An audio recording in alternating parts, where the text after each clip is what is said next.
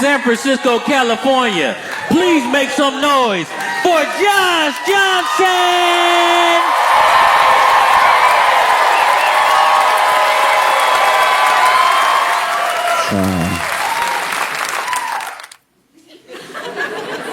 I've been having trouble. I can't stop thinking about how we've gone from this like 36-hour news cycle that we were kind of in last year to now this sort of 12-hour, maybe even 6-hour news cycle that we're in now. It's just everything bombards you all the time, and there's no time to take in a story as it's happening. As soon as a story happens, there's another thing to replace it that's the big deal for this 20 minutes, you know?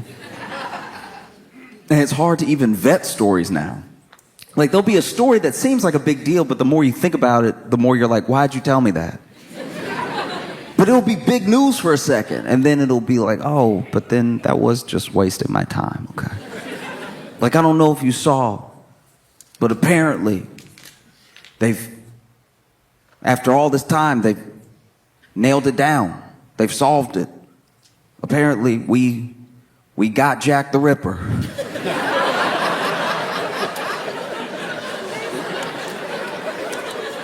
Some would say a little late. Some would definitely say that all the women alive now are worried about the men alive now. But at least we got Jack the Ripper, you know? He eluded us for a while, but he couldn't hide forever. Apparently, some guy claims he nailed it down with some DNA, and after I finished reading it, I was like, yep. Think he got away with it. Because that's the thing, it's like you're inundated with so many different notifications, so many different news stories going down the line. You can't even enjoy the little things that aren't even quite news, but like, remember when a video would be viral for like a whole day? And we'd all share it for like a day. We at least used to have a day. And now there's so much news, you don't get to enjoy anything for like a full day. And not everybody even sees the thing that's dope. Like, this is just me personally, but I've very much been enjoying how terribly these Dove releases have been going at funerals.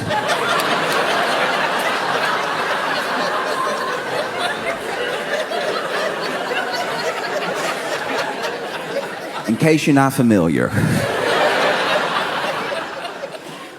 there are some funerals where everybody can't get like a 21-gun salute or anything like that. So they'll do something special, whether the funeral director suggests it or the family wants it, and they'll have these doves. And it depends on how they want to do it for the funeral, right? Some people say some sweet words and they release one dove at a time. Some people say some sort of message, they give a eulogy either at the cemetery or at another special place to the person that passed, and then they release all the doves at one time. But one thing that's been happening consistently is they will stand people in a line and give them the cue to release the dove. And when you see a dove released, it does make you feel something. It's like a powerful thing. I understand why it's such a symbol for people. But the last few videos I've seen, the doves do just sort of die rather than fly away. There's one video that is truly spectacular. It is art to the point where I worried it was a sketch. There's 3 family members standing in a row, and his first one's cute to throw the dove up, and she goes, even bends her knees a little bit, really give it some oomph, and the dove bounces off her hands and then bounces off the ground. As she snaps back, she's like, ooh, I hope that's not an omen. And then the second person releases their dove, and that dove flies off beautifully. And you're like, okay, not so bad. And then the third person goes to release his dove, and I think he knew his was dead. If anything, I feel like he pitched that one. He was trying to, like, if I can toss it high enough, maybe it'll wake.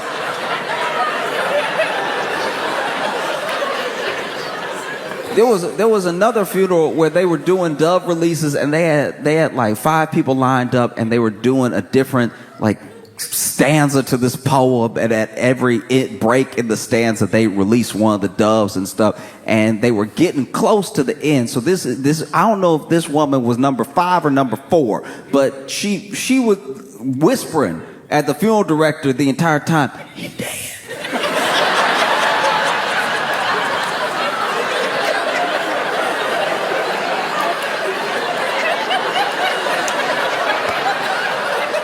And the funeral director's like, what? Hand me another one, he dead.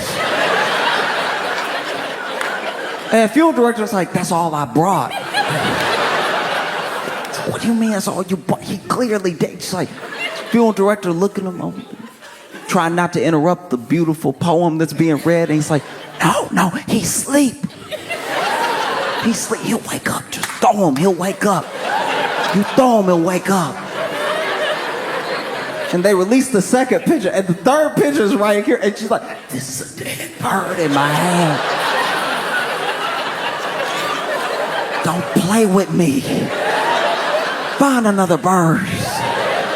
And he's like, I swear it's asleep, just throw it. And then the third person throws theirs up, and then they read the poem, and the woman is standing there like,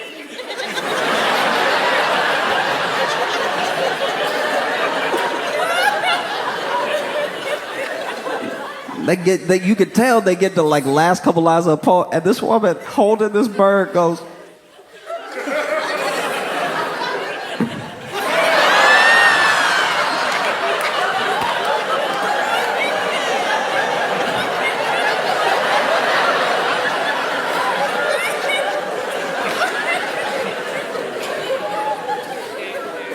she just trying to like wake this bird up, and then they end the poem, everybody looking at her, and the funeral director like, and then sure enough, she go to, and the bird just plopped down. And she was looking at the funeral director daggers like, this your boy?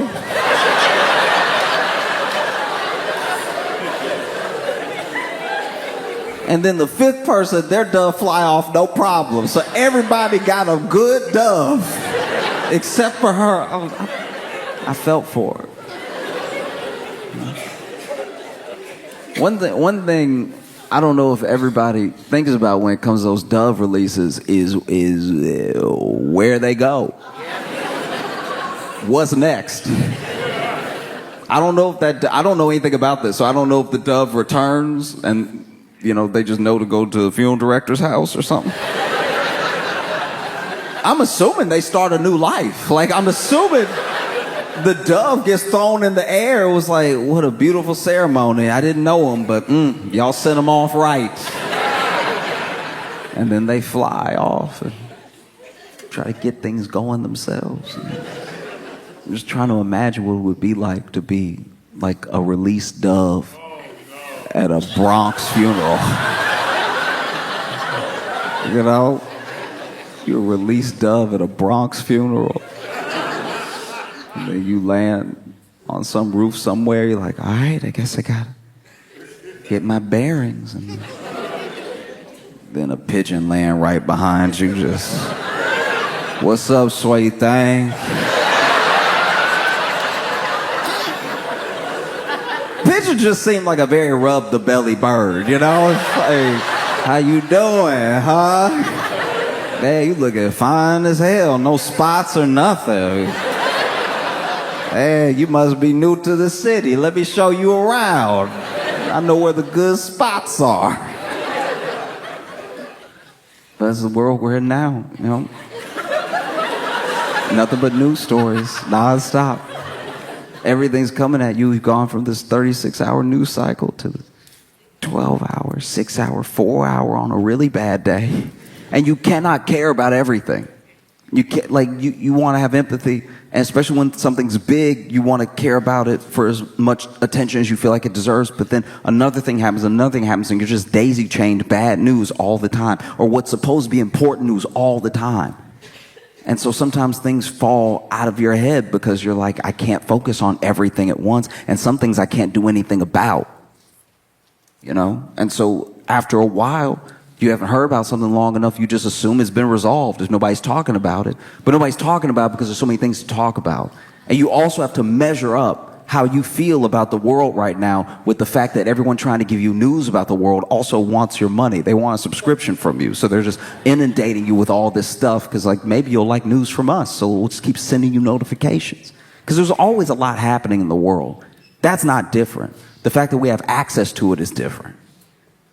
Like, I was thinking about all this last week. I was just sitting there and thinking to myself, dang, we never did get those astronauts down.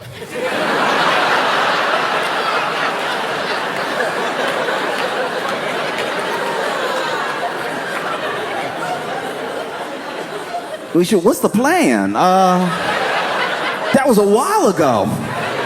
We should probably do something about that. And look, it's not like I can do something about it. You know, I care, but I can't help. It's not like when your loudest, dumbest friend is in a bar fight, you know? And they're over there talking trash, or you're like, he over there, though. I would never be able to get there in time. There's nothing I could possibly do. He's kind of on his own, which is a shame. I wish I could help, but he's all the way over there, and that other guy is very big, and no one was talking to me, so in case you don't know, in case you missed it, which is understandable, there were two astronauts that went up, Butch and Sonny, and they went up to the International Space Station, and they were the first to, I believe, man this Boeing Starliner. So they went up in this Boeing Starliner, which some would say was a mistake. Because I don't know how many news stories you consumed last year, but Boeing was not having a fantastic year. And Boeing has different divisions, by the way. It's not all one thing. It's one company, but it's not all one thing. Everybody's not working on everything at the same time. So the plane people and the space people aren't necessarily the same, but by and large, as a company, wasn't looking good. You know? And so they went up to the International Space Station with this Boeing Starliner. And I'm not going to act like I understand or know how to do what astronauts do. I don't get it, and I'm glad that they do. Because astronauts, NASA, all of these experiments that they do in space have yielded incredible things for us down here on Earth that you wouldn't necessarily even connect to space. You know, like memory foam, inner ear thermometer, all the times that they've had to solve a problem up there, it's led to us having something dope down here. So keep going to space. I think that that's great. I don't know what you do up there, but all I know is it makes my life better, and I appreciate it. You know, because everything I know about working in space, I know from the movies. And whenever I see it in the movie, it's just the astronaut outside of the ship with a wrench.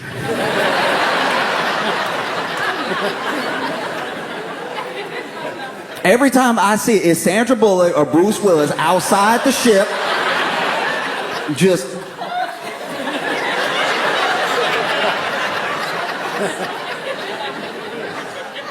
I don't know what it is about space that makes screws so loose, but like I genuinely assumed that a quarter of being an astronaut was just tightening. I don't know why space is so loose, but it's just you gotta keep it tight all the time. And so they send them up there, and this Boeing Starliner had a bunch of other problems. It had a bunch of other issues on the sort of unmanned tests that they were doing, you know. And so it's very brave of them to even go up there and be doing these experiments and try to make a better world for us, you know. They get up there, and they're supposed to be up there for like 8 days, right? And I don't know if they caught it or it got caught down here, but there were a bunch of problems with the Boeing Starliner. Some of them were helium leaks, because helium is incredibly hard to just capture, just keep it so light, and it's very easy to escape. And then they were worried about the thrusters, And so they were worried about control issues if they were to come down, right? Because Boeing used to be a better company. Boeing used to be a company that put engineers and innovation first. And then they had a bit of a merger, and that merger started to prioritize shareholders, prioritize the money. And so some of that innovation, some of those engineers started to fall to the wayside, and you have what we get now. Planes that make you a little nervous, and ships that only go one way.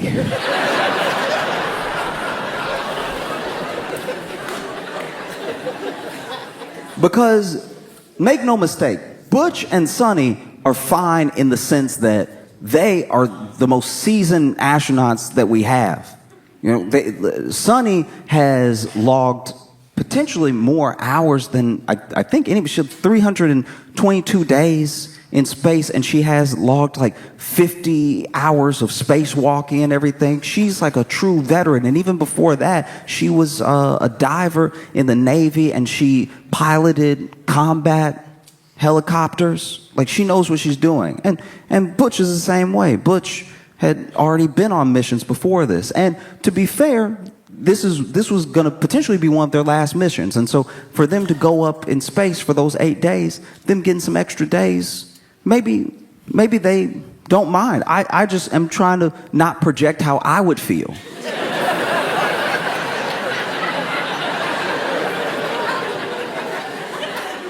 Because if it were me, because once again, I'm not an astronaut. I can never be an astronaut. Not good enough at math, throw up too easy. So I don't give off astronaut, right? But if it had been me, if I had gone up into space, it was supposed to be 8 days, and then they were like, ooh, that ship, we may not be able to send you back down in that ship. I would be like, oh, okay, cool. So when's the next ship coming up? And so some of this is being explained to me by my friend, so forgive me if I'm like a bit incorrect, but he's saying that not only are they good because of how seasoned they are and how much they genuinely love being in space, but also because they have these like pods and stuff and different things they can send up to give them supplies, give them food and everything, give them things to continue their experiments, more wrenches. I don't know what it is, but like they can send stuff up. And so in my head, I was like, oh, okay, all right. Like if you can send stuff up, like you can send a pod up or whatever, then why don't they just, like why don't they just hop in the pod when all the food, like they after they get all the food out and they eat the food, oh, delicious, and then they get in, they could get in the pod, right? And then take the pod down. He's like, no, it doesn't actually work like that. You know, it's not a manable ship and it's too small and everything. I was like, oh, okay, cool. Why don't they make a bigger pod? You know, enough to like fit people with just some seats, just for fun, just some seats. And then they send that up, and they could even put like an Xbox controller in it, just to have something, you know? And then send them down with that. And he's like, Josh, it doesn't work like that. Like, everything you're saying doesn't make any sense. And I was like, okay, I understand that everything I'm saying doesn't make sense, but the way it does work is also sound like it doesn't make sense. To me. Just to me. All right? I'm not Butch and Sonny, and I'm not going to speak for them. I'm talking about if I was in space for too long, if it was me, which it will never be. It's not going to happen. I would pass out. So this isn't even a problem that we really have to discuss. I just couldn't get it out of my head. Because in my head, it's like to send me something, but not let me come back down in the thing you sent me would be like if I was stranded. Imagine, stranded on Earth. Let's say I'm just stranded on Earth somewhere, and you're worried about me, and you're worried about me having supplies, having food and everything. So you send me an Uber Eats.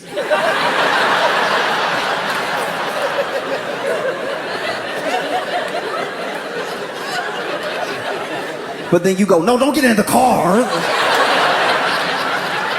Don't get in the car. That's not how this works.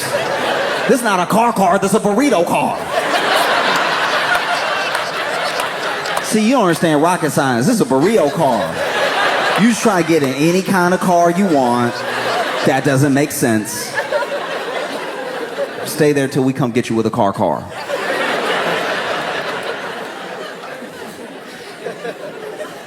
Oh. Oh, it's tough. It really is. Because if you read articles and if you listen to interviews with Butch and Sonny, they're not just in great spirits. They, if they're to tell it, are getting all this extra time in space. Space is their passion. It's their happy place. And so it's somewhere where they can go that is unlike where any of us can go. They see a perspective of the earth that most people will never get in person. That's beautiful. And the expanses that they get to wake up to, that's incredible, you know? And so if this really was going to be one of their last missions and it lasts all this extra time, there is something to be said for like, wow, I really got to spend a surprising amount of time in space. And I hope they feel that way. I really do. I just know if it was me, I would also be putting a good face on. So that way, everybody's working real hard to bring me down and I can whoop some ass. That would be... Because you know how when you're on the phone with like customer service or something, you got to be extra nice even though you get madder and madder and madder. Because if you start cursing, they're like, every time you swear at me, my computer seems to jam up. I don't know how the two are related, but they definitely are. May want to fix your attitude. No, I'm playing as nice as possible until I get down. And best believe when I get down, we're having it out. And I'm not even like a bad man like that. I can't even fight, but I tell you, I'm biting the first person I see.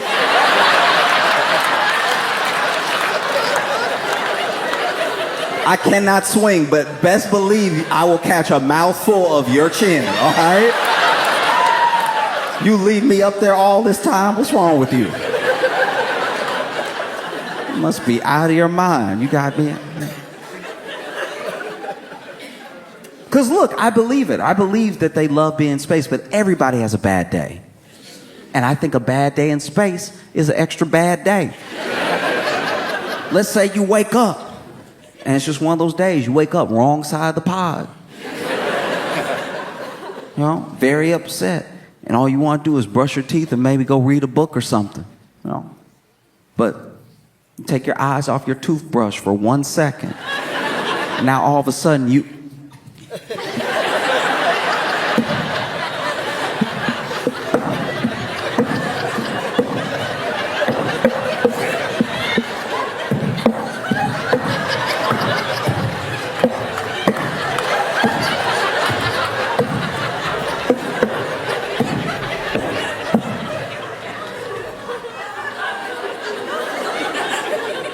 grab the toothpaste.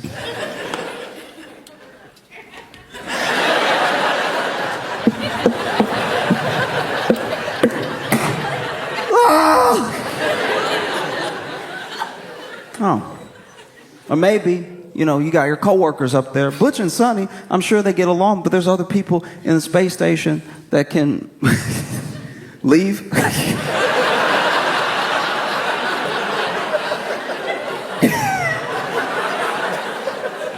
And so I'm sure, you know, you have your disagreements with your coworkers. We all have it.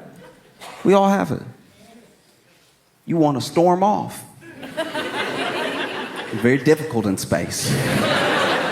You want to storm off, but it just doesn't hit the same.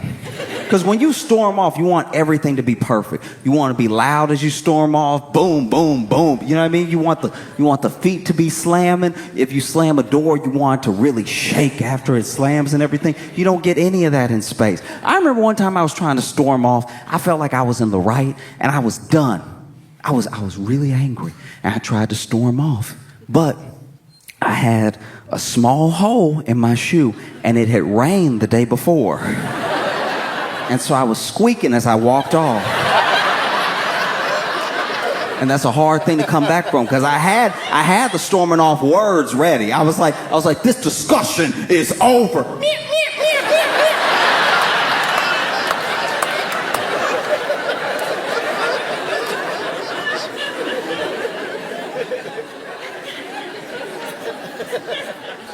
So sure enough, you know, you want to storm off in space. Maybe your coworker's making you mad.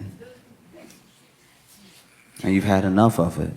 You've been up here for, 2 extra months or whatever. You just want to go. So you're like, all right, that's how you feel. That's how you feel? All right, then you know what? You can finish the experiment yourself, because I'm out of here.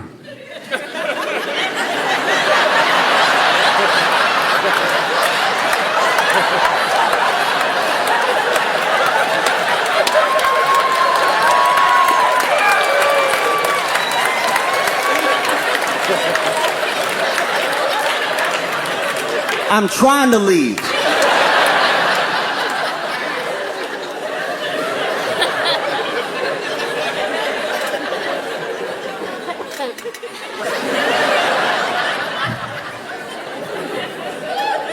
Well, I can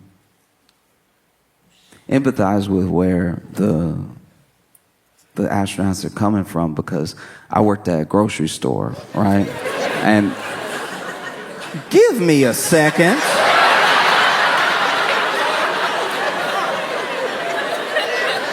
That is wild.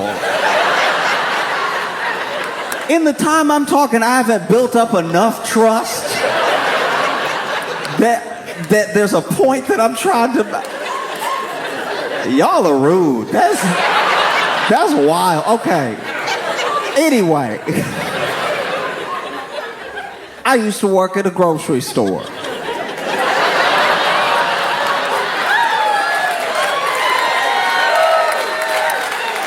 And I worked at this grocery store, and one of the reasons I wanted the job and one of the reasons I got the job is because my apartment was only going to be 1 mile from my home store. So I could walk to work, and if I was late, could run, right?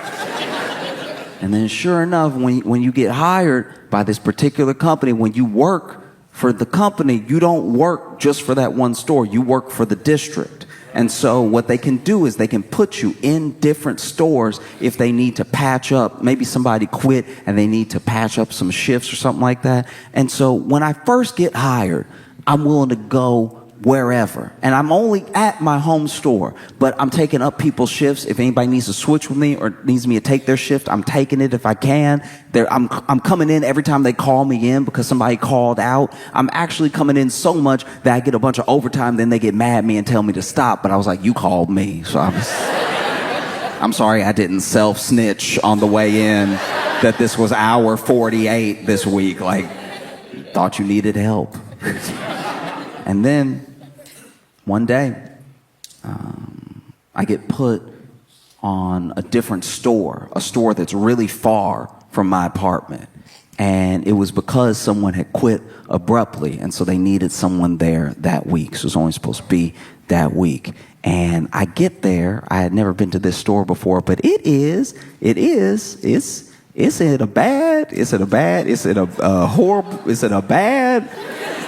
in a remarkably unfortunate, it is in a bad neighborhood, okay? And I don't mean bad neighborhoods in like they have crime sometimes. I'm talking about fundamentally everything about this place felt like the worst version of the Twilight Zone. This is the only place I've ever seen on 3 different occasions a rat walk out of the trap. And Tom and Jerry style, like really starting his day, yawning and everything, stretching his legs and stuff, going about his day. And it was one of the big industrial traps. I don't even know what's in those things, but it's supposed to kill rats. And that's where he was chilling. So these are grizzled veteran rats. And I go in the store first day, I'm ringing people up and everything. And this one person comes to my line. She only had 1 item. I scan her protein bar. She pays me. And as she's paying and she's putting the cash in my hand, she leans in a little bit, which was odd. That's not something that you normally do. And then when I'm handing her change, she says, "Thank you. There's a poop in aisle 5." And then walks out.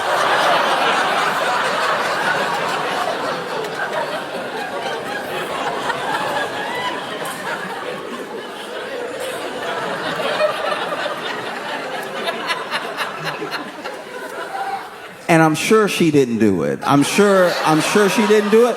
But the way she walked out so quickly, I was like, do you have something to do with this?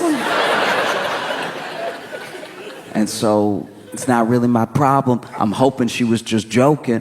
And so I just keep ringing people up, right? I'm just continuing to ring people up. And then my manager comes over, and my manager is like, hey, Josh, we gonna switch you off a register and put you on the floor for a little bit. Because, there's so many crazy things happening today. And so I'll go ahead and switch with you. And so then I had to count out my till and then go to the floor. Now, I'm still not electing myself to go to aisle 5, right? I went straight back to the back room to grab some chips that were out in front. And so I grabbed the box, and I'm opening the box and, starting to stock the chips. And I hear a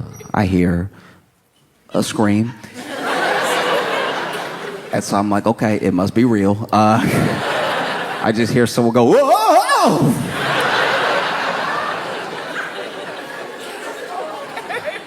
And so then I just keep stocking because I'm like, I don't want that to be part of my life, right? And then I get a tap on the shoulder, and it's my manager. She's like, hey, there's a whole situation on aisle 5. If you don't mind checking it out real quick. And in my head, I'm like, I thought you were going to be ringing people up. You just been trying to set me up this whole time. Using some very convenient language. And so I walk over to aisle 5, and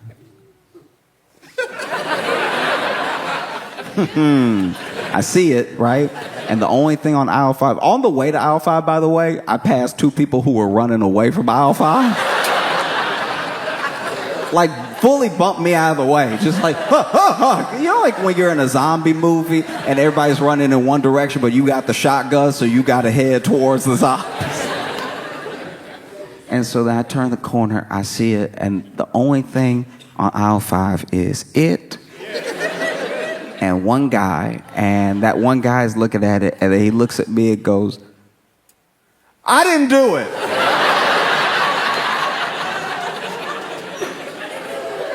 Didn't think you did, dog. I understand you being just as shocked as I am. And so then I go to the back because I don't really know what to do.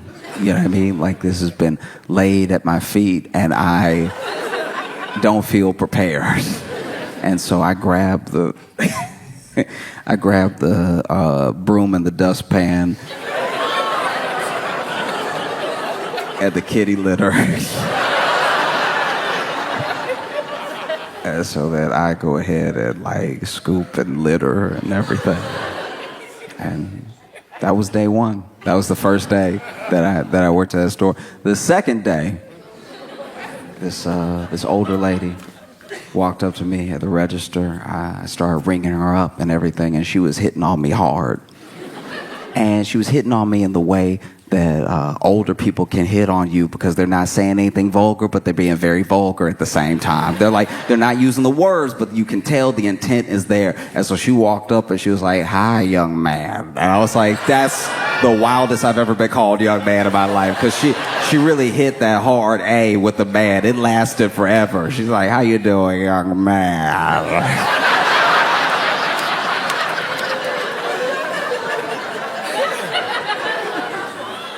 And I'm sitting there the name tag says Josh. And so I'm ringing her up, and she's like, what you doing later? And I was like,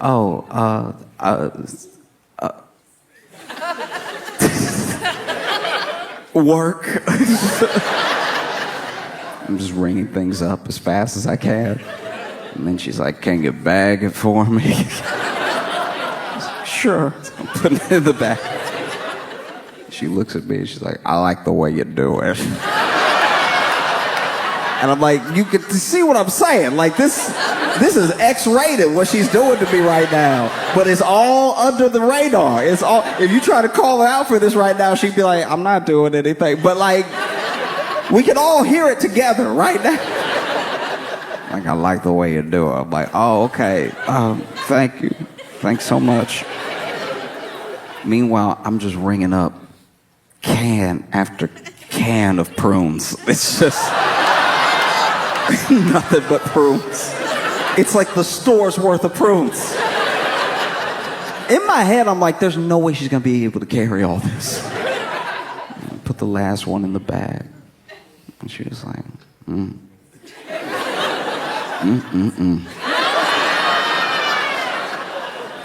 I'll see you when I come back. And I've never felt more undressed in my life.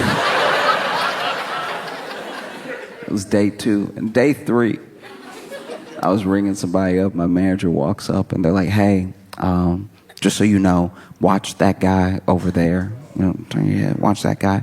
And she pointed to this dude and she was like, look, we forgot to mention this, but he does come in here periodically and you just need to watch him because he will eventually start arguing with the cantaloupes.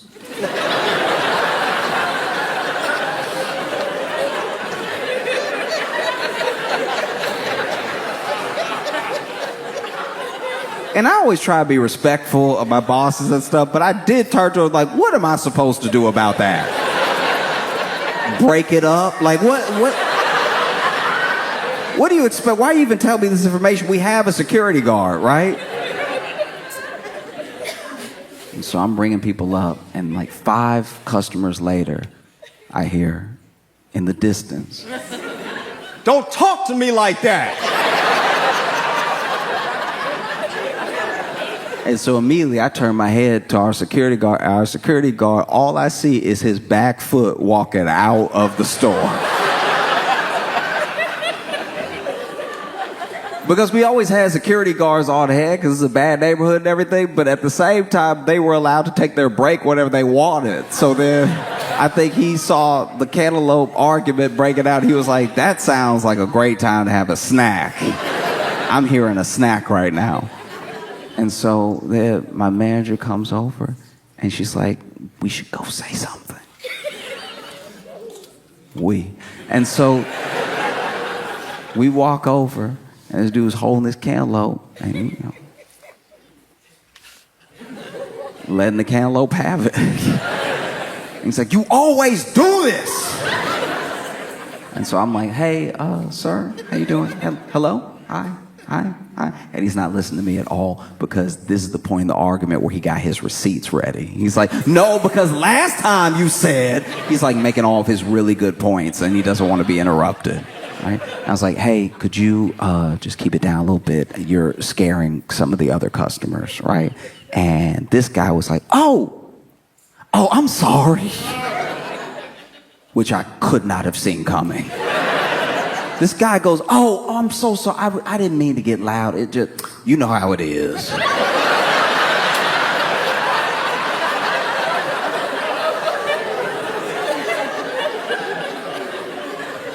I was like, yeah, no, I know. Yeah, cool. I'll go back to ringing people up, and then like several customers later, maybe 10 customers later, I see this dude in my line. And I start ringing up this one customer slow because I was like, maybe someone else will finish in time for him to get in another line. I do not want to have a conversation with this dude. And as I'm ringing them up, this guy's holding the cantaloupe and he goes, don't start again. Don't start again. And right as I look up, he's like, you know what? We're through. And he slammed the cantaloupe down. And I know he was arguing with a cantaloupe. But in that moment, I was like, oh!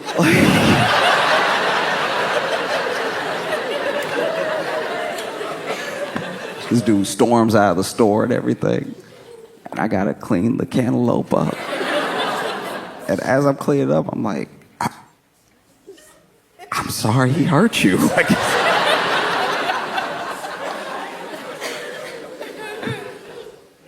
And that was just 3 days working there. You know, 3 days working there. And I was supposed to be there for a week. And they ended up having me there for 6 months. So when I tell you I can empathize what the astronauts are going through, like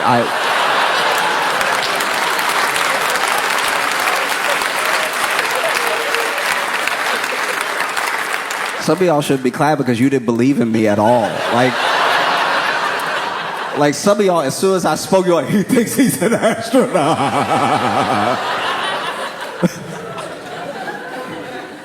Because even if you love space, even if you love being up there and that's your happy place and everything, which I totally get, and I hope that that's the case. I'm sure if you went up there and they told you it was going to be 8 days, that you probably had plans. It was June of 2024. I'm sure you wanted to do something else before the end of the year besides float. You know, I'm sure they would have loved to. I'm going to go out on a limb and say it, probably vote in person. That probably would have been great. And now they're up there. And I even saw an article that said that they had initially said it was going to be February of 2025 when they were able to get them down. They told them that in September. And then it got pushed a little bit more, so to like March of 2025. And then I just saw an article that said that there have been some developments and they may actually be able to go up there and get them early.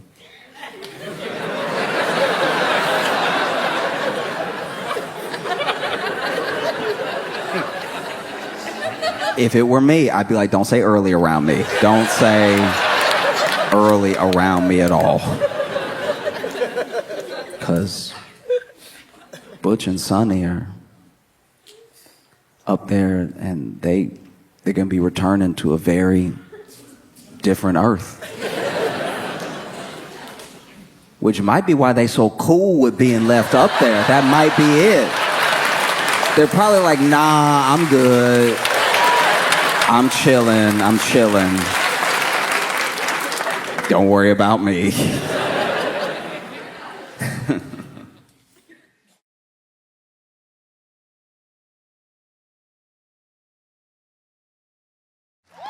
Please make it loud for Josh Johnson!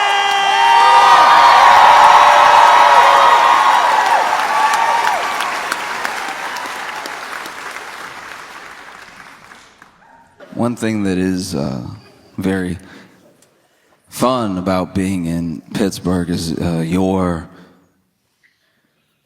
sort of singleness in fandom. The way that you love the Steelers, right? The way that you, yeah.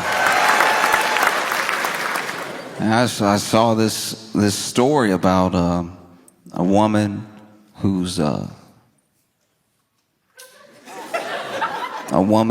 husband sadly passed, and to commemorate him, she kept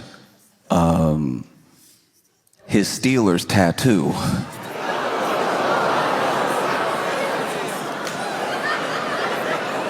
I'm glad we're on the same page.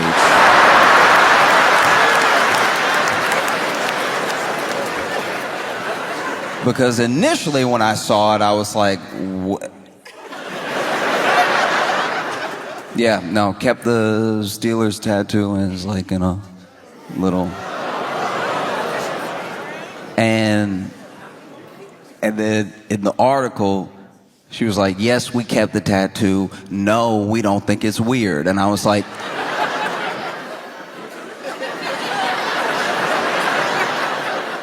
I figured you didn't think it was weird.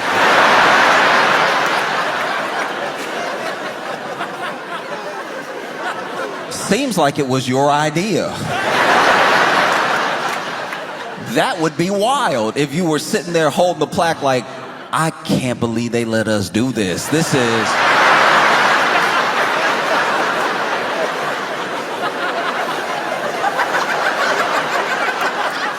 little odd, right?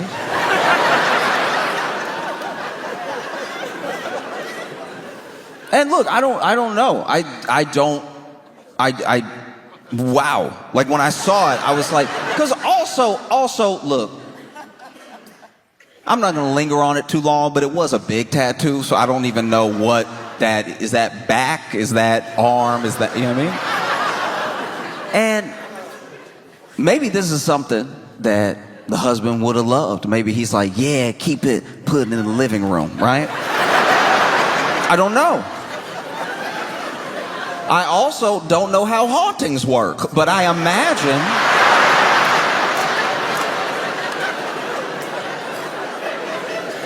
I do imagine having some of my skin means I'm gonna stop by.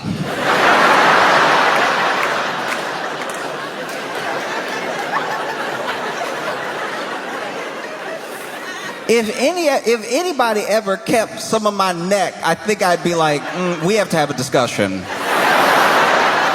Poltergeist or not, I'm coming over, we're talking about it. You know, you already have to be careful in people's houses because you never know who got the urn on the mantle or something like that. I don't know why they don't sell urns with like a lock on it. Every urn I've ever come across just been ready to be opened like a cup of sugar. We gotta start making urns harder to spill. You know what I mean?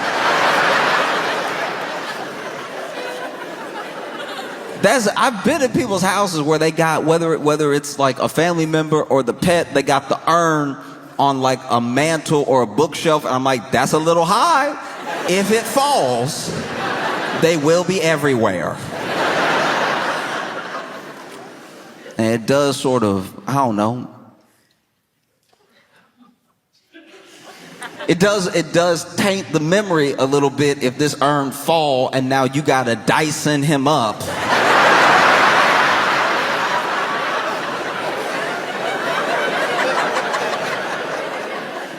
And then put him back in a new urn with whatever was on the carpet.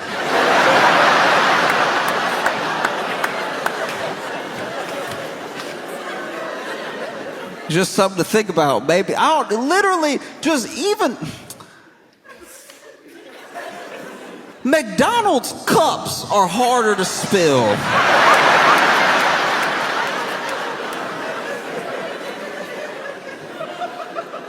Just something with a twist lock, something.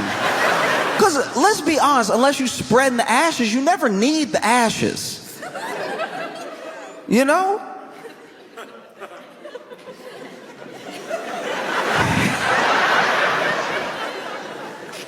It's not like you hiding something in the ashes and then you're gonna open up the urn, pull out the Glock. Like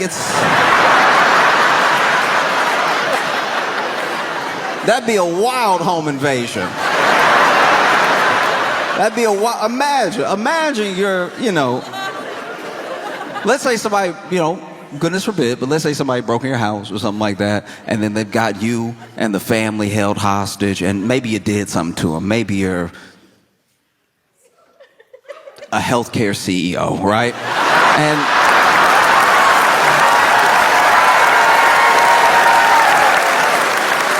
And so then they got you tied up with your family and everything, and it's like, look, I'm sorry, all right? And they're like, sorry is not enough, you about to go. It's like, okay. All right, I get that, but okay, but a long time ago, my wife passed, and I always said that, like, whenever I go, I'd like to go with her, and she's right there. Intruder gonna be like,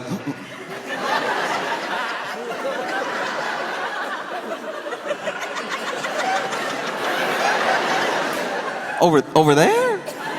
Yeah, she's on the fourth shelf. Fourth shelf next to Great Expectations.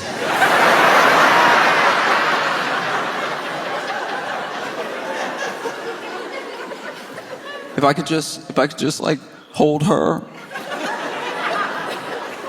I'll just, the small kindness, let me hold her while you bow, The intruder's like, okay, go ahead. Go get her.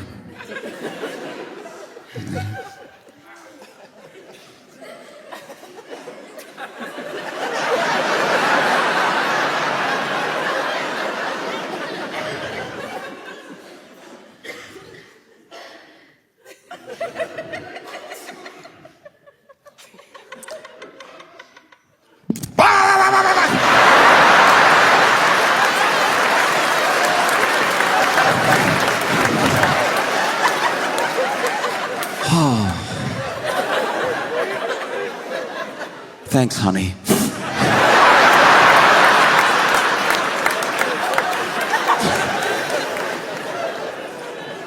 No, it's just, it's wild. Because now that mantle just, it's like in a frame. And I guess they're gonna put it on the wall. That seemed just as precarious as any urn. Imagine you having a house party. And somebody bumped the frame, it fall. Now you getting yelled at, you knocked over daddy.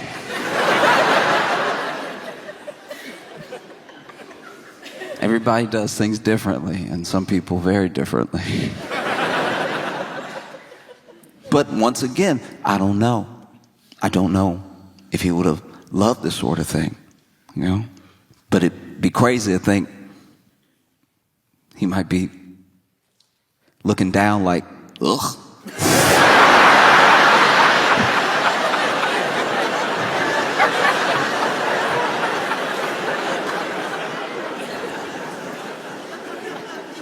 But in case he loves this sort of thing, and in case he can hear us on 3, I'd love all of you to join me in a Go Steelers.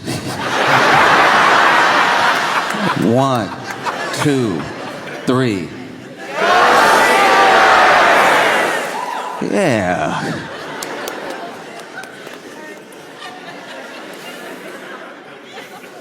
Hopefully that will stop me from being haunted.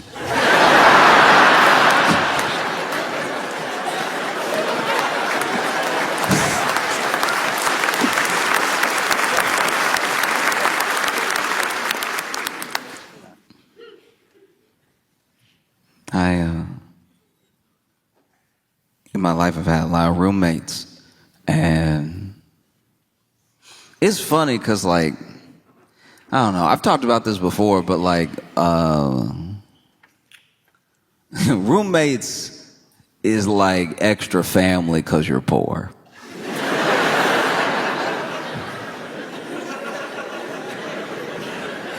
You don't exactly bunk up with a stranger because things are going well. Every roommate I've ever had has been out of necessity. And you just gotta get used to it. But it's crazy because people, the way that people are roommates is usually a clue into how they lived before, like how they were raised, potentially. Maybe they were raised to act differently than they're acting as roommates, and this is them out on their own for the first time, rebelling against all these rules they had at home when they were, younger. That's the most charitable way to put it. Like, I think mostly a lot of people are insane. And there's nothing like having like a messy or lunatic roommate, and then maybe you do become friends though. Maybe you're friends, maybe you're friendly. And then you go visit them at their house and you see that it's pretty much the same. This person is wild through and through. I had a roommate that,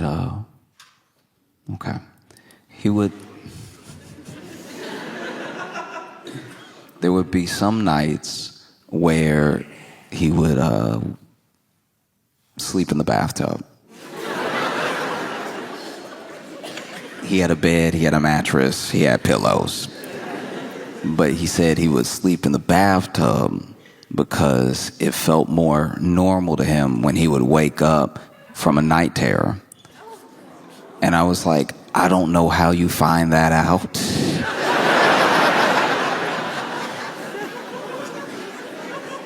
That means this man had night terrors and tried every room before he went tub.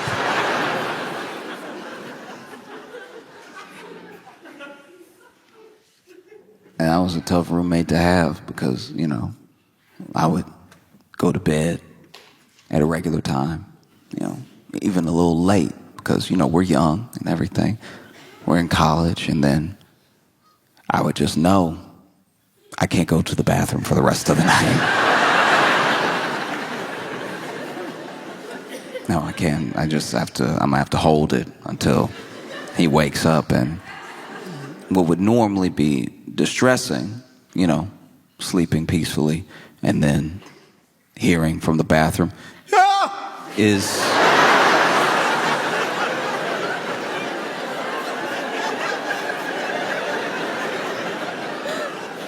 only made a relief, because then I know, okay, he's up, I can go.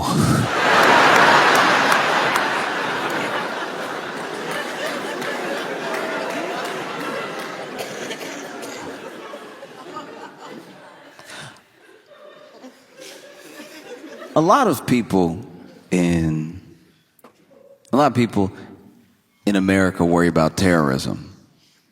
This is a top concern for some people, and it just depends, mostly, to me at least, on when you were born, you know? And I think that within this understanding of terrorism, there are many different definitions, you know? One definition is someone who stokes fear and anxiety for the purpose of fear and anxiety in their enemies. And there's a lot of talk of terrorism or potential terrorism. People get called terrorists all the time, and there are some people that want to equate terrorism to one specific group, one specific religion. But I know that there are terrorists, but the terrorists that I'm talking about, they have no religion. The terrorists that I'm talking about, the terrorists that I believe already live in the U.S., they don't have some God that they call to for their purpose of doing what they do. They just do it to stoke fear and anxiety. I'm talking about people who put an empty box of cereal back on the shelf. These people have no place in our society, all right? I had a roommate. Last straw for me was this man. I had bought some Cheerios, and I bought it for the group. We all eating out here. And so then I go to grab the Cheerios, and I'm excited, I'm hungry. And I go to grab the Cheerios, and there's a certain feeling. Anyone who's been a victim of what I'm talking about will know the feeling. It is a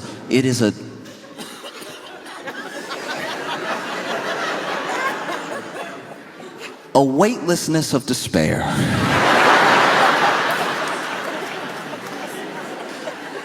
You go to grab what you think might even be a half-full box of cereal, and in your attempt to grab it, you put too much energy, too much force into your shoulder, into your arm, into your hand. And when you put that force into your shoulder and your arm and your hand, and you grab the box of cereal and you go to lift it up, you hit the top of the cabinet. Because there's nothing in there. And not only is there nothing in there, what's been left is crumbs. And the sound of crumbs is the jingle bells of poverty, all right?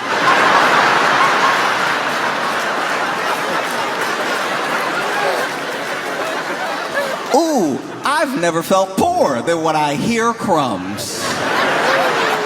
Hearing crumbs is right out of Oliver Twist.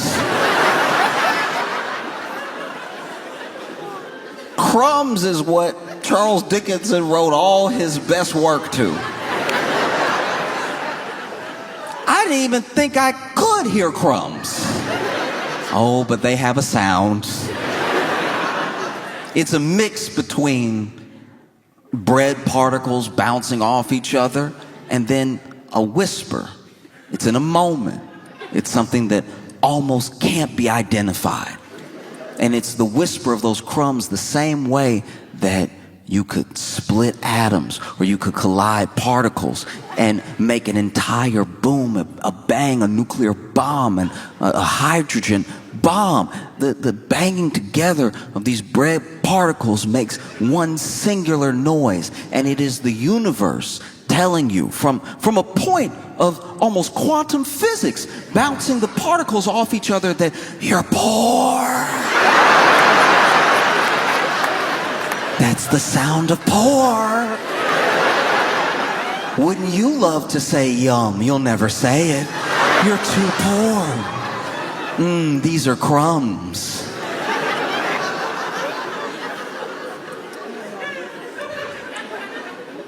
If you've ever in your life, out of necessity, not out of deliciousness, had to pour crumbs into your mouth,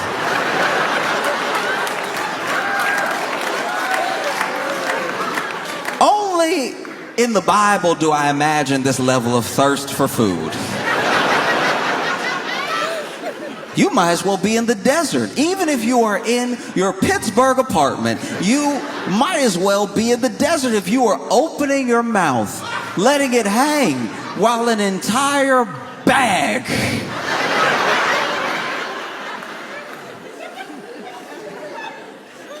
while a bag of crumbs slides and floats to your mouth. Because the crumbs that are sliding into your mouth from this bag, they have no Christianity. These crumbs are there to embarrass you. They're there to make you look and feel poor while you pour them into your mouth. Maybe that's where we get the word poor from, and maybe that's where we get the other word poor from, because you have to pour these into your mouth while you feel like the poorest person that has ever lived. And the bag is stiff because it's that hard, semi-soft plastic that they only make cereal bags out of. And because of that, it's got a lot of ridges. It's got a lot of things that the crumbs can slide and get caught up on, you know? It's a lot like when you try to get water to a new place and the water is working its way through the canyon, but it doesn't know where to go yet. It's being pushed by the other water. And this gravity that's pulling down the crumbs to your mouth has the crumbs rushing at you from all angles. Even when you try to pinch the bag, you try to pinch the bag to give yourself some dignity. You try to pinch it and straighten it up to make a funnel for your mouth, because this is all you have. Crumbs is all you have. Crumbs is your life. And so you make it as straight as possible. You slide it down. Only when you are making a paper plane do you have this level of intent as you straighten something out. You straighten it out as much as possible, and then you dip it into your mouth, and still the ridges find a way. Because the devil is busy. Oh, the devil is hard at work trying to make you look and feel poor, even if you're alone in the room. You pour the crumbs, they're rushing from all angles, skiing down the plastic to your mouth. But then something happens. You don't know if it's in the middle of the bag or it's at the very edge, because some bags, depending on what cereal you get, have smooth tops and some have ridged tops, okay? That's going to be important, because if it's a smooth top, the crumbs will slide out. If there's ridges right at the top, that means that the crumbs have one last giddy up before they get to your mouth. And so then not only do they giddy up, but you are looking for the food. You'd at least like to see what you're eating. And so you're looking down the bag, and the crumbs are like, we can go anywhere. We could go in your mouth, we could go up your nose, but we love to go in your eyes. And so then you're standing there with crumbs in your mouth and in your eyes and down your face and down your shirt, because as soon as they got in your eyes, they stung, because crumbs are sharp. You might as well juggle knives over your open eyes. You know what that feels like? To be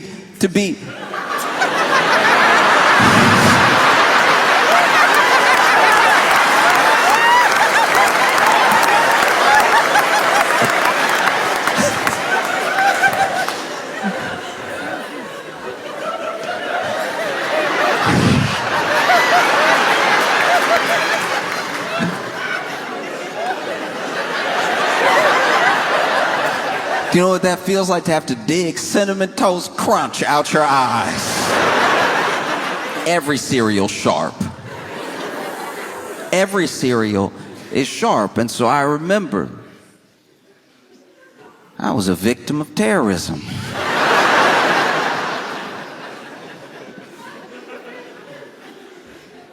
And I took my crumbs like a man. But then I confronted my roommate. I said, hey, I know what you did. You know what you did. I don't know why you did it. I feel like I've been very respectful. I feel like we have a good rapport. I don't know why you would engage in such a vicious attack against my Saturday. And he was like, what? I was like, you know what? Because he did know what. Because without me saying anything else, he was like, look. I put it back, but there was some in there.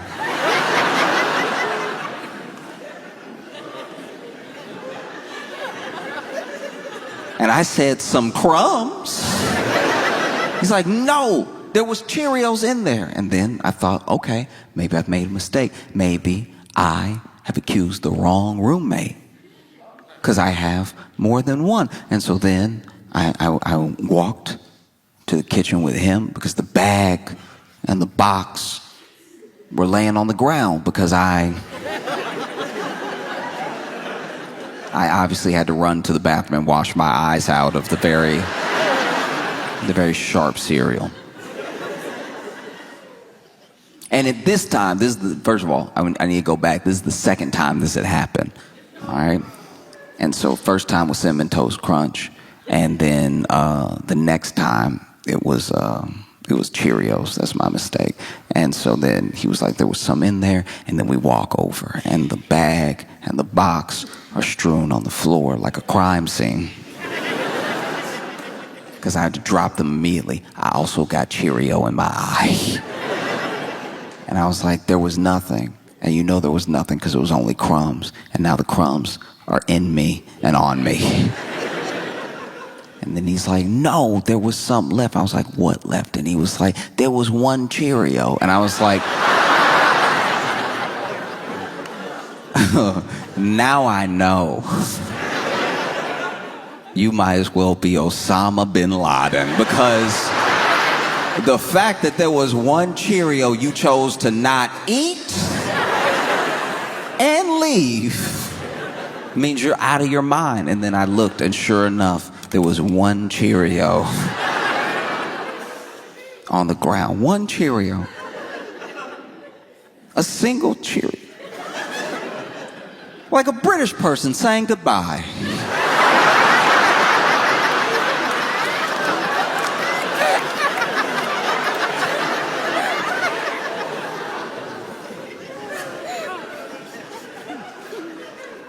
Obviously, I didn't kill him. I'm here with you now, but I thought about it. I struggled a lot, growing up, even into like early adulthood, with opinion of myself, with like body image and everything. It's very difficult sometimes for any young person to believe, if they don't already believe, that they are lovable or that they are good in just the way that they are. Basically, that they are enough. You're still working on yourself. There's still things you want to do with your life. You got your whole life ahead of you, but there's nothing extra you have to do to be worth anything, And it's a hard thing to convince someone of who doesn't believe it. I wish more people believed it. If you saw yourself the way that the people that love you see you, what a beautiful world that would be,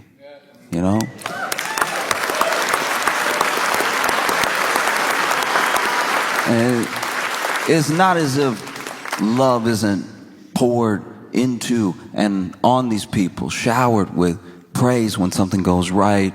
Not everyone gets it, but even for the people that do, they still struggle with body image. They still struggle with confidence. And then for the people who should have people that they look up to, maybe not giving them any of that, either being indifferent to them or actively hurting their confidence. Sometimes even when you have those positive forces in your life, you still don't accept it in a way that would help boost your confidence. You're like, you know, she loves me, but that's like my mom. She biased.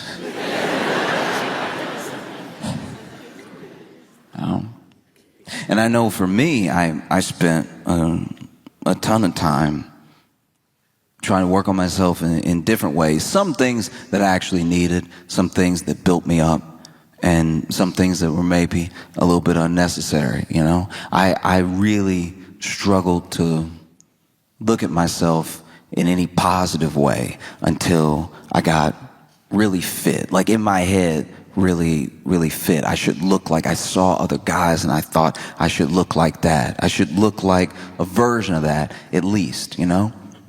And never mind that I'm looking at dudes who have been on their own journey or struggle with their own confidence, or maybe get a little extra help to look the way that they look. I don't know.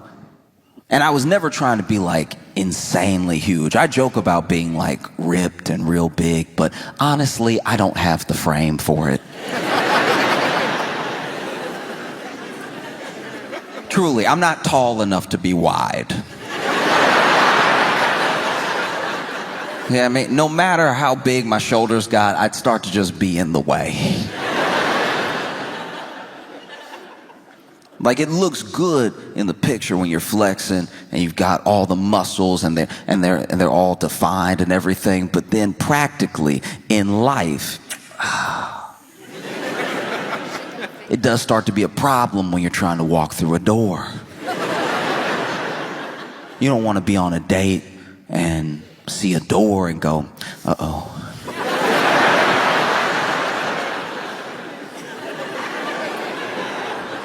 How do we handle this? You know, because the shoulders, the hips, they're all wide and muscular, but that door frame, oof, making all of them standard. I can't believe they're doing this. And then you're holding hands, you get to the door, and you're like, you first. You look like you being a gentleman, you know. Please go ahead. And then she walks through the door with ease, and you now have to figure something out. You're standing on the opposite side of the door, and you're like, oh, okay.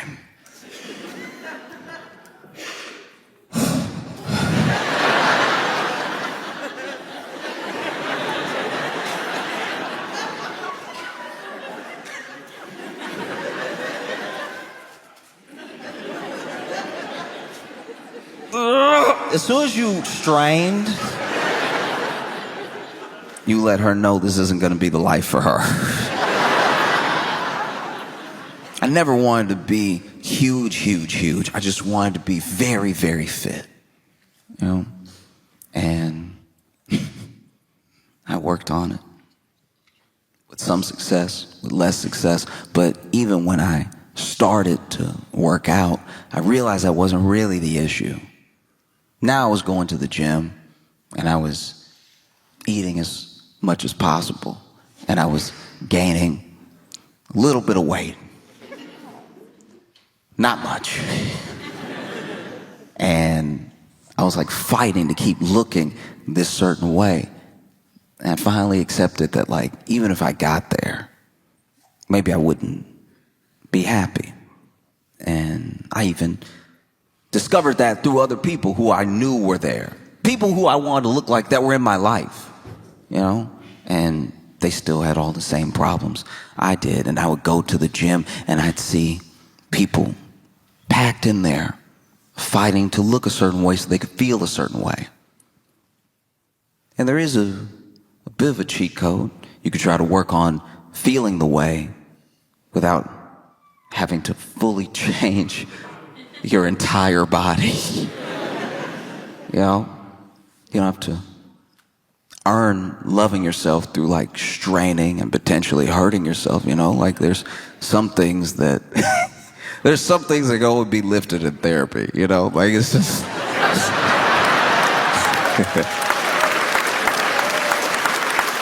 And, but I remember I would see these workouts, and sometimes you see people get creative. There are a couple machines that are pretty straightforward. You sit down, you want to row, you put your feet here, and you pull. And that's the exercise right here. This is just what you do, and you do it for your back. You know, you work a little biceps in there too, and maybe if you're trying to work more of the back, you can lean forward a little, lean back a little with the pull. You know, I saw a guy sit down like normal, and then put his feet in. And I'm not gonna lie, I stopped. I was like, this is about to be awesome.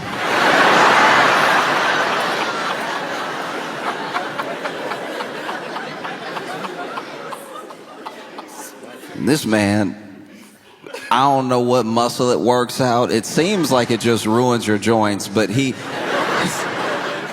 went,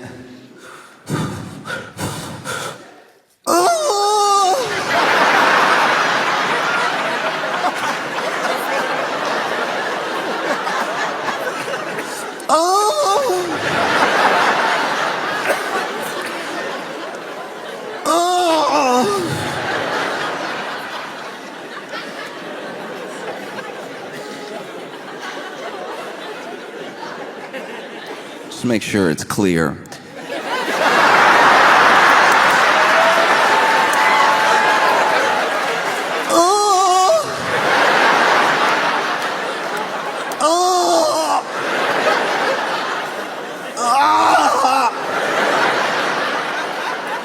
And it looked like it felt like it sounded.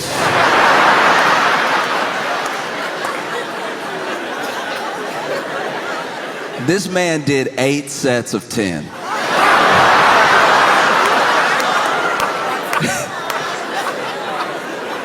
And I watched the whole thing.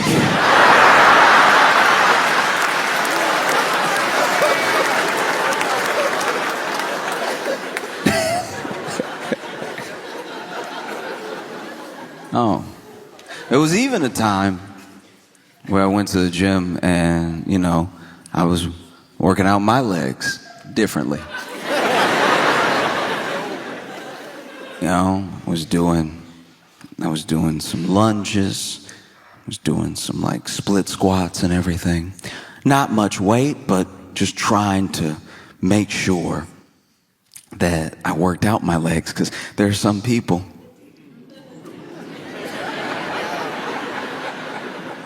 that in all that self-consciousness and all of that wanting to build up for yourself, your body and your image, they still only work on the glamour muscles. They forget the base. They forget their core sometimes, and they definitely forget their legs. And we've been told since we were children that the legs are important.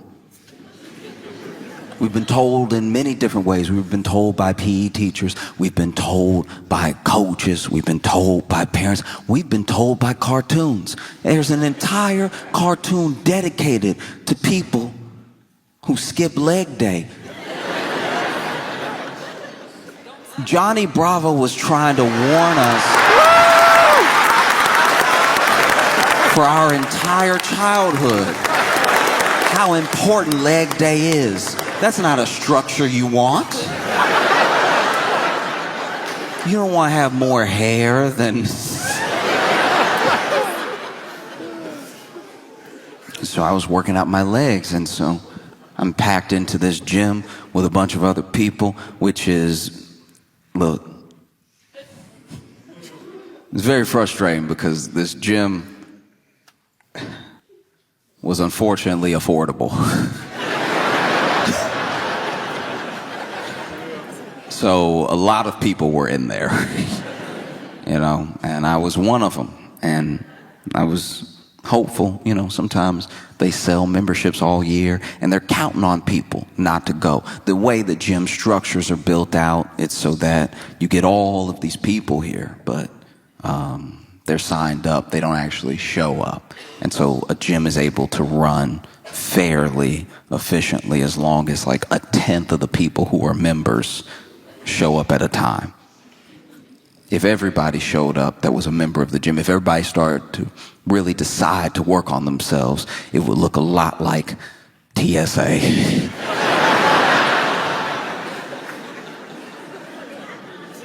Be very little movement. The only way to work out would be passing the weights, just you can have some. And while I was in the gym, packed in there with everybody else, there was a fire alarm that went off and some smoke that we saw.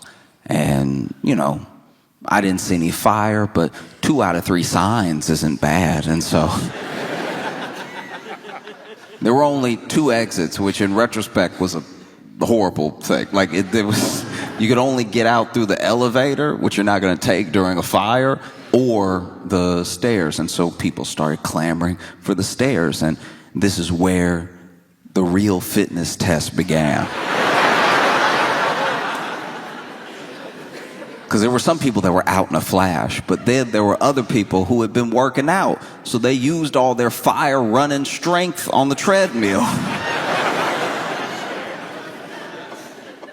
So now they see that the fire alarm is going off and there's smoke, and they hop off the treadmill and they're like, oh no.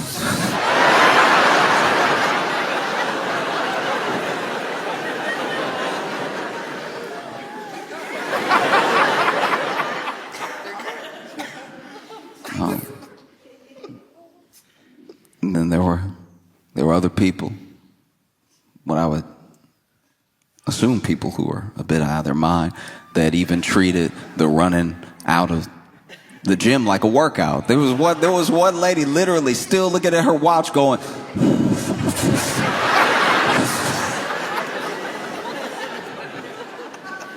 and then there was me, who had been doing leg day. Tried to make my way out as fast as I could, but honestly, if I could brag on myself for a second, I had gone pretty hard.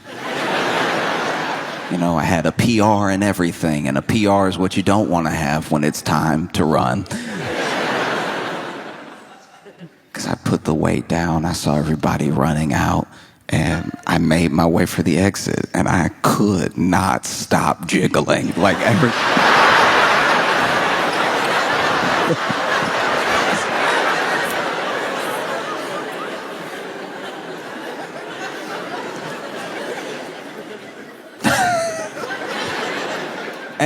Yeah, I don't know if you've ever been in a situation where you have to evacuate for a fire, but nobody moves like there's a fire.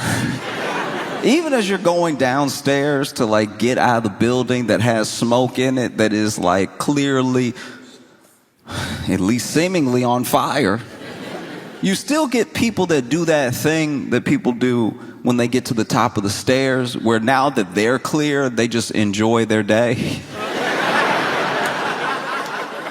If you've ever been in a walkway, there are people who can't wait. At the beginning of the stairs, they can't wait to get up there. And then as soon as they get up there, as soon as they are past the last step, they're like, oh, yes. As if there's not a ton of people behind them. And so I'm noticing as I'm shaking and jiggling down the steps, how slow people are going down the steps. And so people do start to scream like, hey, hurry, move it, fire.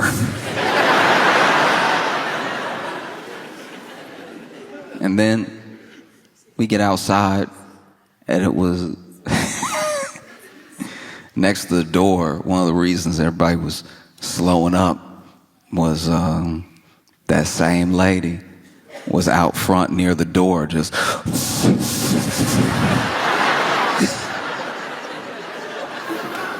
like next to the door. Just run, like you still got the rest of the world to run. What are you waiting for? If you're waiting for your gym buddy, you left him. You left him to die.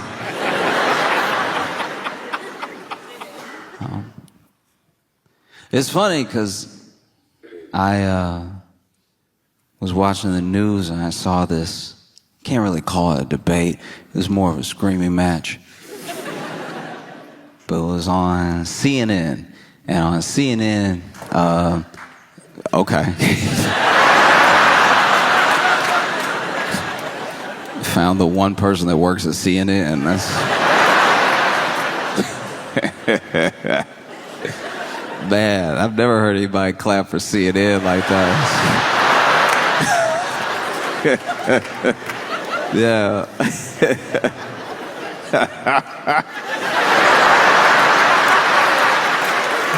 What is that? Now, to be fair, though, look. To be fair, we don't know where our friend is from, and CNN abroad is actually substantially better. Like, when you watch CNN and you're in like France or something, it is actually like engaging programming. That we really are the only ones that do CNN the way we do CNN.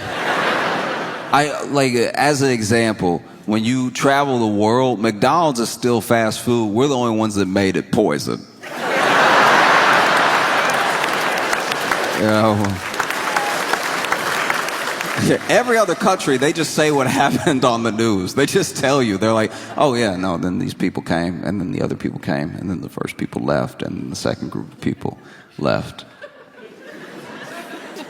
It's really mostly in the US where you watch news and it's like, chaos in the streets!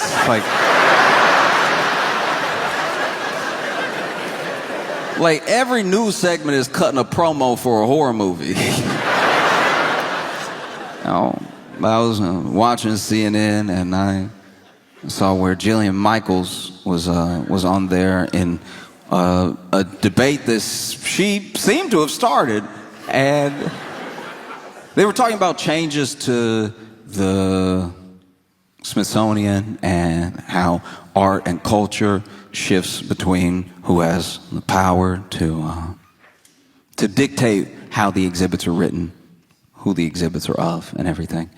And Jillian Michaels was like, it's so unfair that slavery in this country only gets blamed on one race.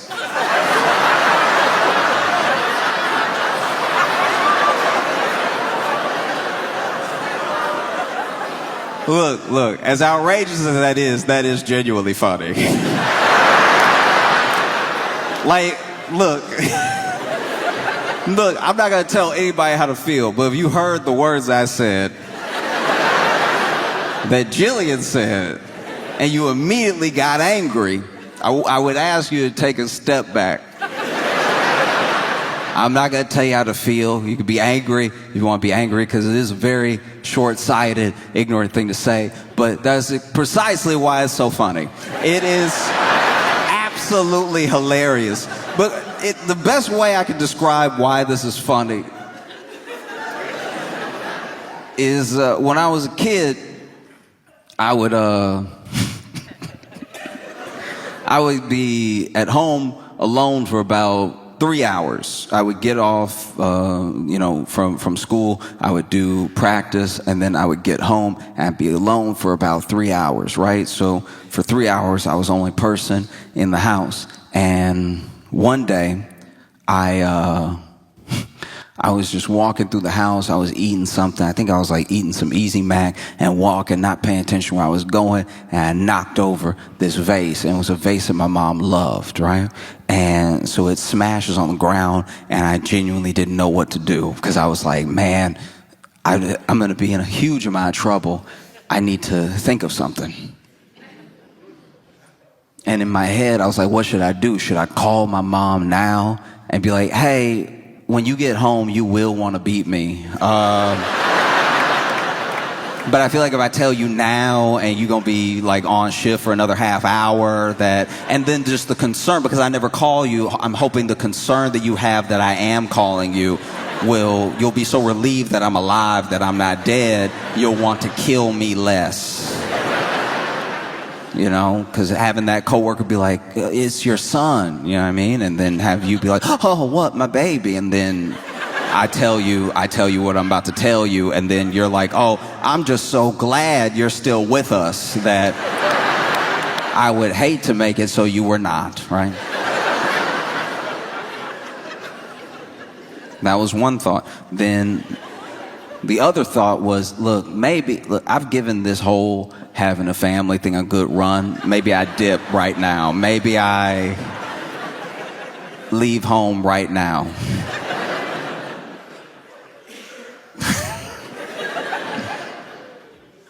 And then the third thing, which is what I did do, was nothing.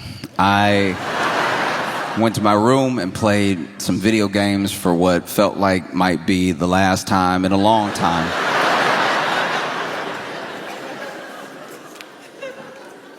And then my mom got home. I remember all the noises of her getting home. I remember the like screen door, and then the lock, and then the lock turning, and then the deadbolt turning, and then her walking in, the screen door shutting behind her, her shutting the door, her locking the door, and the deadbolt. Again, every footstep from the front door to the kitchen, because she missed it at first. And then every footstep after the kitchen back into the living room where I heard my name. And not my name the way you know it, my full legal name. You know what they put on your death certificate or before a parent kills you? My full legal name. And then I walk in and my mom is like, what happened? What is this? And then I said, oh, you just gonna blame it on me?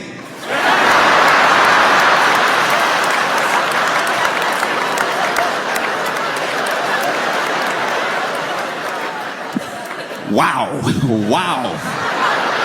Maybe I was in there playing video games the entire time. Maybe somebody broke it, and left. Maybe I'm lucky to be alive right now.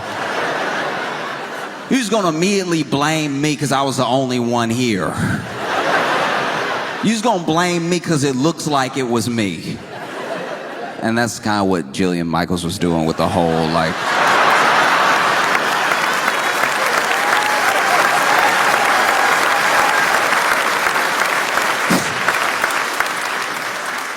Yeah, that's kind of what she was doing.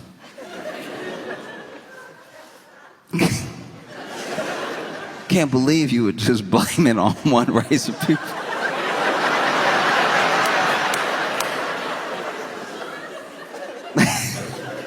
And it's so funny, too, because when it comes to history like that, there are always these bad actors that try to pull the thinnest straw man out of the woodwork, you know? There'll always be that person. There was a guy, I don't actually remember his name, and this is before slavery in the U.S. was more based on race and before more people were shipped to the U.S. There was a dude that I've read about that apparently was of African descent, and he came over and he had about 2 or 3 slaves. And one of those slaves was seemingly of the Caucasian persuasion.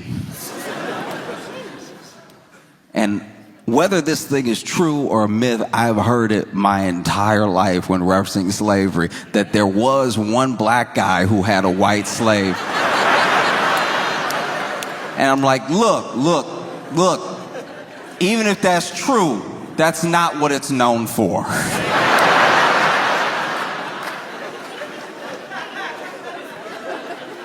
Do you know what I mean? Yeah. You're just picking and choosing how you present an entire idea. And it makes sense to me that someone like Jillian Michaels would say something like this. She is from a reality TV show. She's known for the show The Biggest Loser. Yeah, that's who she is, that coach from The Biggest Loser. You know, the nice one. The Biggest Loser was a show, I don't think it's still on the air anymore, so if you're not familiar with the show, it was a show where they would bring on people who were overweight, struggling with image and everything, and they would help them lose weight by making them do slavery.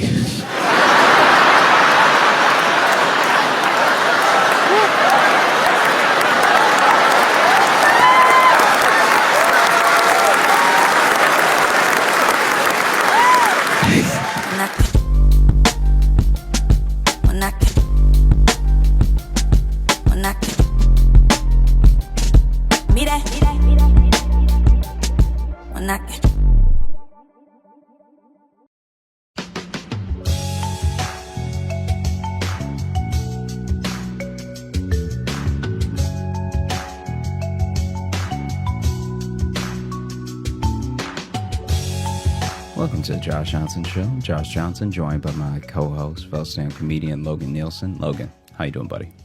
I'm doing all right, man. How are you? I'm good. I've had to go to the doctor a ton recently, like a ton? Yeah, like a Is lot. it still for your injured booby? It's been my chest. It's been a couple of things, and it just has reminded me about other times and made me think about other times I've been to the doctor.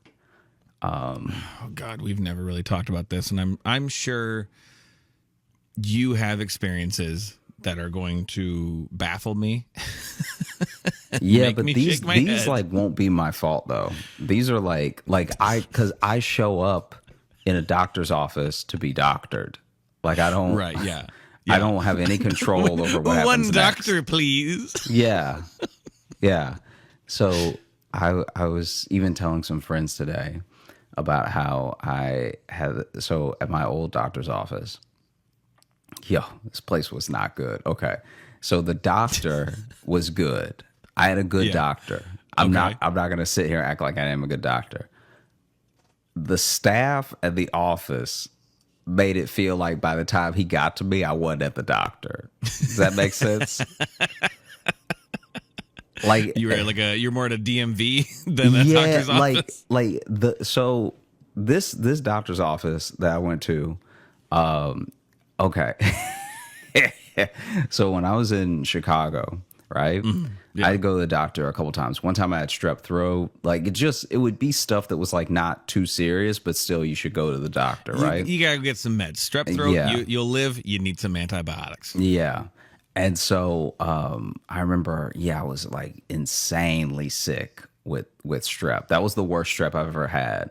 And luckily, my mom also came to Chicago at the time and was like nursing me back to health. Aww. But when I went to the doctor, okay, first of all, I get there because I don't know how to pick a doctor. I'm not out here like knowing what doctor's good or if. And then it was at a time where I had good insurance but not great insurance. So then my insurance didn't cover a bunch of people, and it was just it was wild. So I find a doctor that's like within my network or whatever is going to be pretty cheap with the copay. Mm-hmm. I roll up to that doctor, and first of all, from the outside, the place did not scream health. Like, there's just something about when the bricks coming off the brick building. Yeah. Like when the bricks are chipped hard, it looked like somebody had been carving the bricks. So then I remember someone's walking been trying in to get into this hospital. Yeah, I remember walking in and being like, I'm clearly in the wrong office, but I'll at least ask them where the office is, right? Mm-hmm. And the first question I was asked when I stepped inside and stood at the receptionist's desk was, what? I don't know. That would also make me kind of feel like this is maybe a really good doctor's office. Nah, not at all. So then she said, what? And I was like, oh, I'm here for my appointment, right? Yeah. And then she says, what appointment? As if no one has an appointment today. Like right. As if that's not a thing they do there. Yeah. That's not a service they provide at this specific doctor's office. No appointments. I'm not even Walk-ins fully only. clocking right now that she's being rude. Like, it's not even occurring to me that this person is being insanely rude. Because right now, all that's actually in my head is like, I feel terrible. Right. I just want to be seen by somebody that can help me, right? So I'm not even giving any attitude back. I'm genuinely just like, she says, what appointment? And I go, the one at 9:45. like it's not registering with me that she's like attacking me. Yeah, you know I mean, like she, because the what and the what appointment were not friendly. Yeah. And so she's like, what appointment? I was like, the one at 9:45. And then she stares at me for a second, and then she just goes, okay. I don't know. I kind of love her. She's kind of my favorite. And so then I'm standing there. I'm like, so am I supposed to fill anything out? Or like, she said, yes. It was like, this is insane. Dude, this is a horrible experience. I hope she's never at anybody's deathbed, because that would be truly tragic. Am I dying? Yes.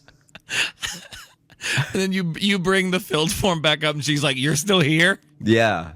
What? I gave you that to get rid of you." And so she gives me the forms. I sit down. I'm filling out the forms. Oh, yeah. There's no one else. Like, okay, I genuinely feel like I'm the first person at this doctor. Like, I feel like this is his first day of being a doctor. This is first like day with the office. Like, the team's all here for this day, right? And and so I fill out the papers, and I fill out the papers, I give them back, and then she's like, you can sit back down because it's going to be a while. And not even in a way. You meant 9:45 today? Yeah, exactly. Because I feel terrible, but I still haven't fully clocked it of like just how terrible this person's being. And so then, because you just want to die. I feel horrible, so man. Anyone can say anything to you in that state. Dude, and I'm you like, won't catch it till maybe a week later. I clearly didn't catch it until 7 years later, because we're just now talking about it. When you're sick enough, things don't register like that for you. So then, no, not at all. So then she tells me it's going to be a while, and I just, out of like desperation, I just ask her like, oh, because it's like 10 now, because it took me a while to get the forms. Like, she gave me the forms after a couple minutes. Then it took me some time to fill them out. So I was like, it's 10. And then she was like, I don't know what you want me to do about that. Yeah. I was like, jeez. Okay. All right. And then she tells me, she just offers it up as extra information. The doctor not here yet.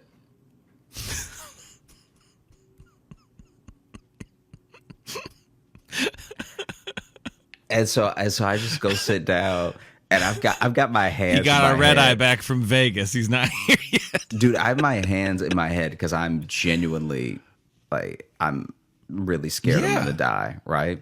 Well, because you probably got a fever. If you got strep, usually that comes with it. So you're probably just sitting there, probably looking like you're dying. Dude, and this is still the attitude that she's giving you. I am like, I look like I make juice right out of my own skin. I'm sweating so much.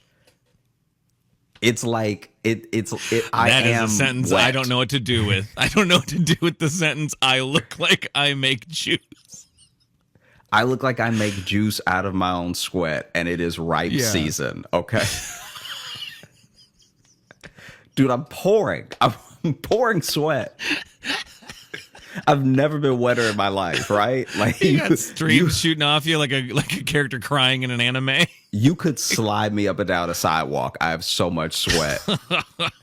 And so I'm just sitting there feeling like horrible. I've got my head in my hands. I'm like kind of ready to cry, but I'm not there, right? And then this guy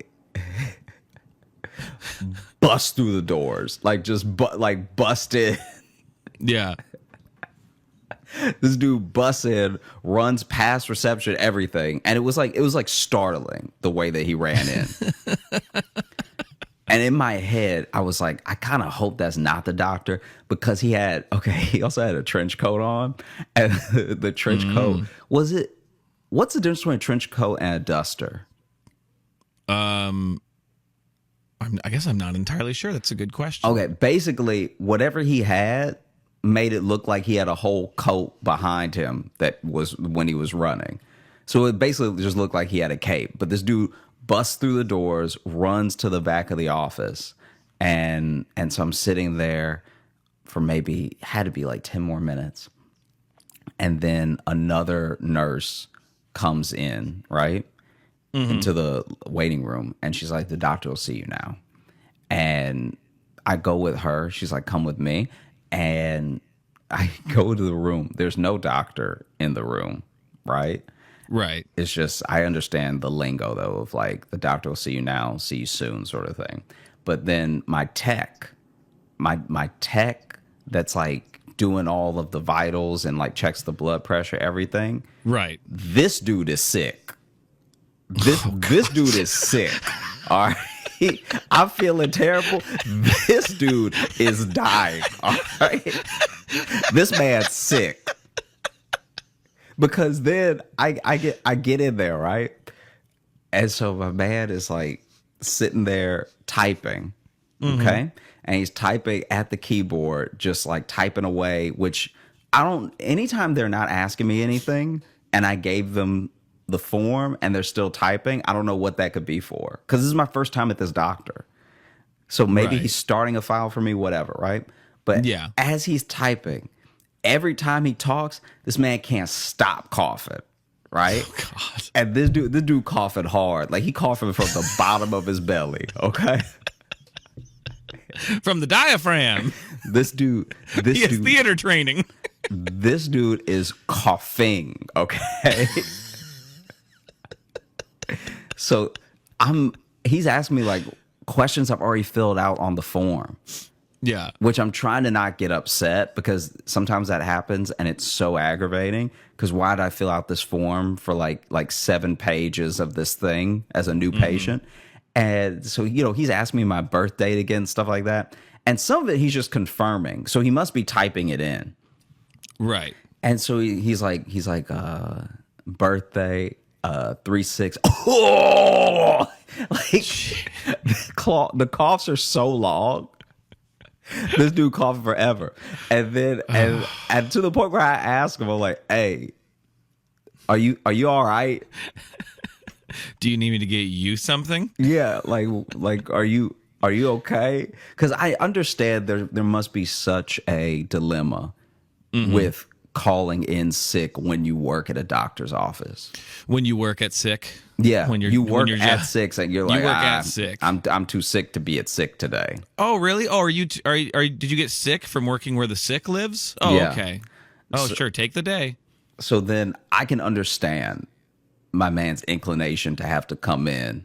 Right, yeah. Because it's like, what are you going to do? Yeah, exactly. And so he's coughing hard. And like honestly, the first time I ever thought about droplets was not COVID.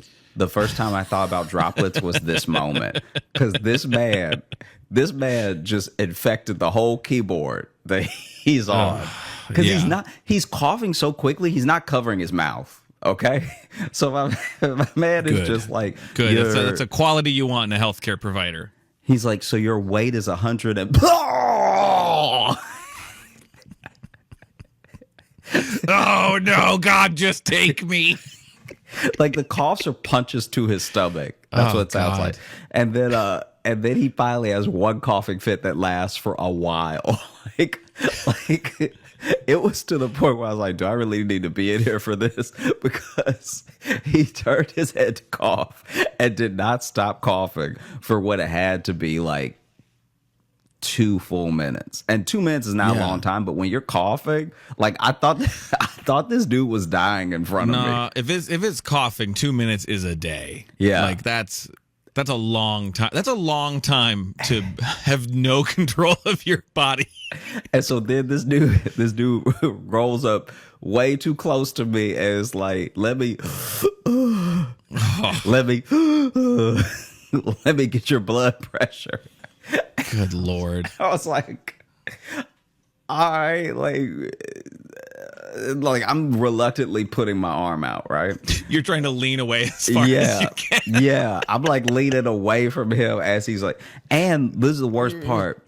This is like, clearly they don't have all the resources, because you know how there's even those cuff machines at like Walgreens, or at least there used to be those cuff machines check your blood pressure. Right. This dude this is an old school from the 1800s. Like he put a stethoscope on my pulse and then just wrapped it real hard. I thought maybe we'd have the thing around it and he has to like blow it up manually. No. This dude wrapped it. It's just a floaty. Yeah, he put a wrap around my arm and wrapped it over and over again too. Like he get me ready for drugs. Yeah. And then it's just listening. And then he got his watch and he's just like, oh,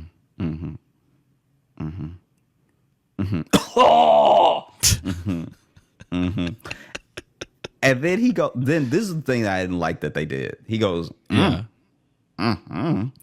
and like you can't have little noises like that. No, especially that. It sounded like he was asking a question to your pulse. Yeah, like he what's that? seems like he's okay. about to guess what my blood pressure is.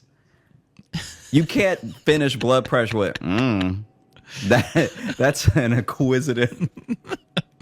I mean, something's pumping. So Yeah. I heard something good in for there. you. So I already heard didn't like something. the nonverbal that he did. Like, And then oh God, something lives in your arm. And then this dude, and this is the wild thing as well. He started to do some stuff that just seems like the doctor should be doing it, right? So sometimes I don't know what the official name is. If it's a tech, I think it's a tech that can take the blood pressure and like fill out the form to get ready for the doctor and stuff. So the doctor I think can it depends. There's techs, there's physicians, assistants. I'm not really. Yeah, I'm not sure what this dude was. Besides, I live with a nurse, and she's explained these things to me. I don't remember. I don't remember whose job is what. So yeah. Okay, so then all I know is everything she tells me about her day sounds gross.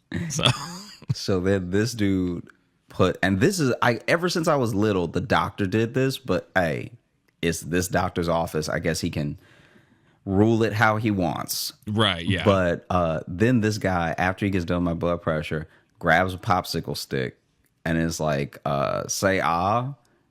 And I'm like, this man gonna cough in my mouth. Like I'm not doing it. Like y'all go ahead and kill me. Cause clearly you gonna get me one way or the other. Like yeah. Like this dude literally said, say ah.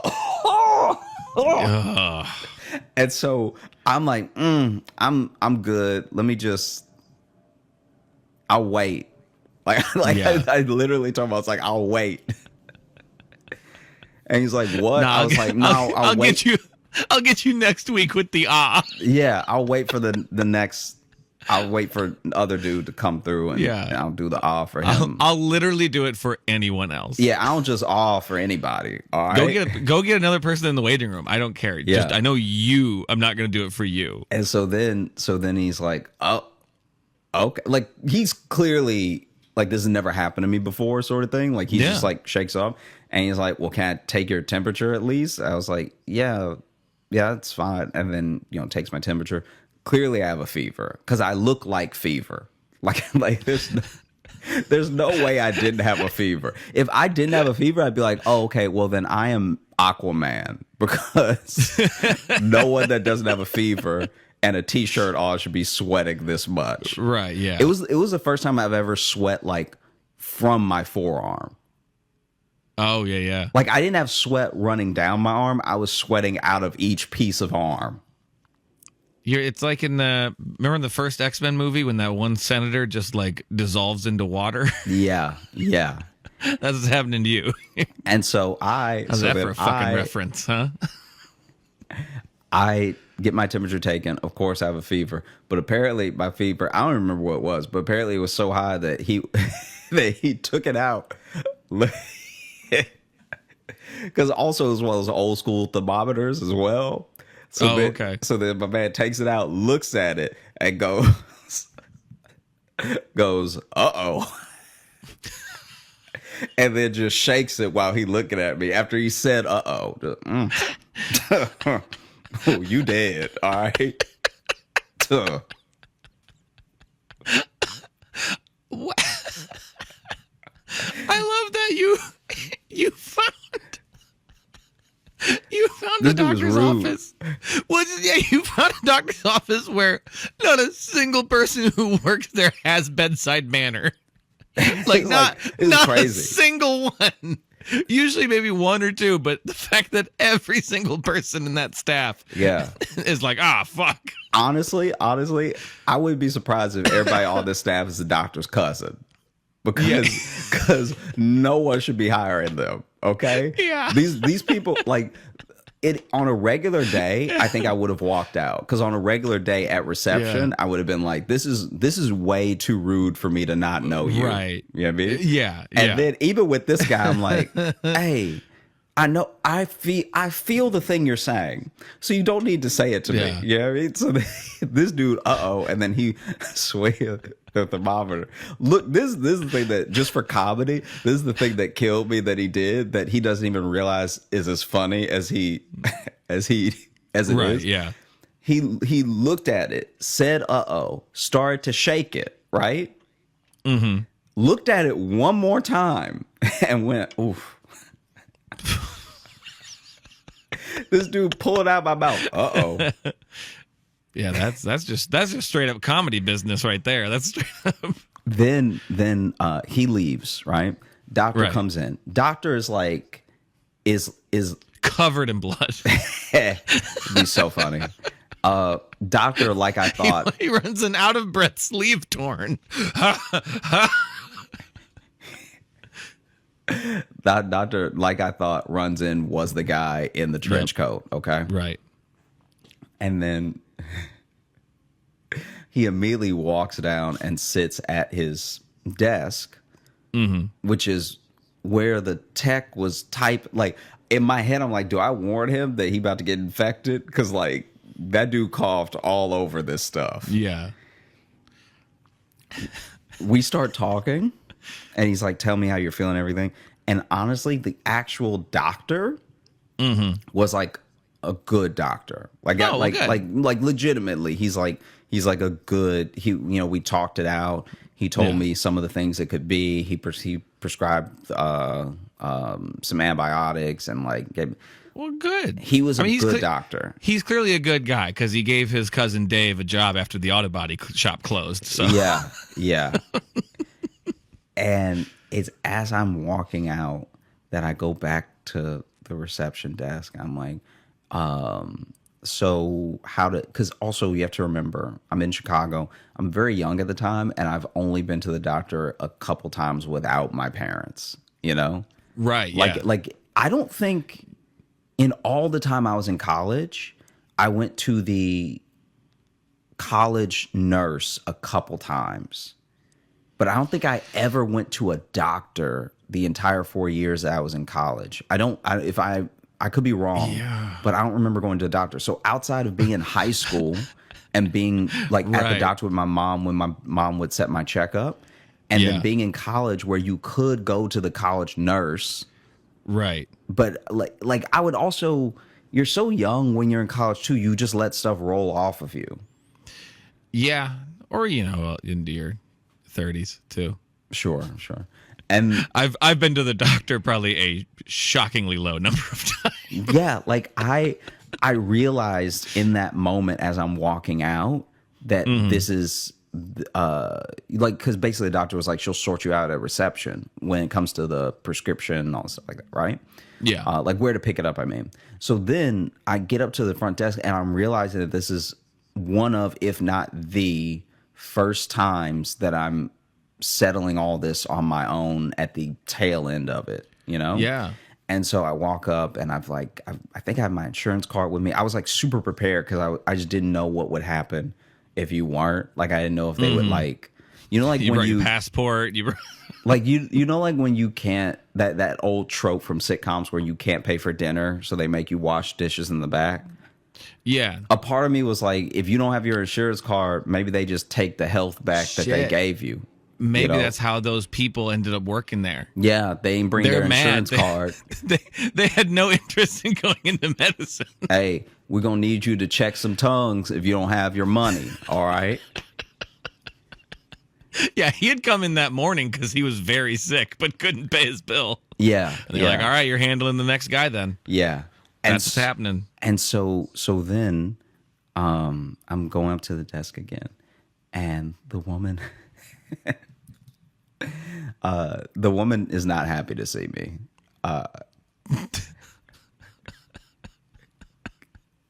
I just look like I got a question, you know?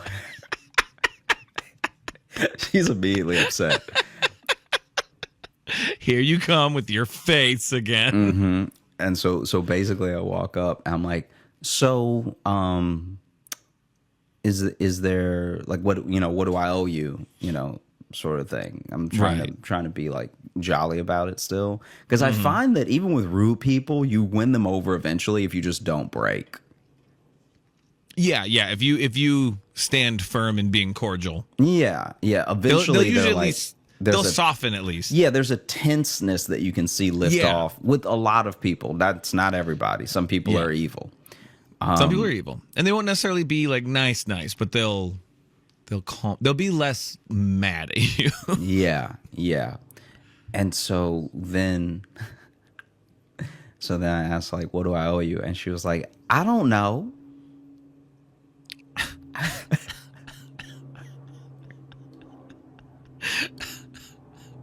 And now that I'm not dying, now that I know that, okay, this is strep and like I'm gonna get antibiotics, and I've had strep before, so I'll feel better all because of all that stuff. Now I like, as far as a mood, I really can't be touched now, because like now I don't have the desperation of thinking I'm dying, but I also don't have the I guess like the fear enough to be distracted. Yeah, and so you dodged your mouth getting coughed in, so you're feeling good. You're feeling like the day's coming up, Joshy. I'm actually optimistic now. So now she really can't touch me. And I was like, oh, well, if you don't know, maybe it's all the house. Like just a little joke in there, right? And she was like, that's not how this works.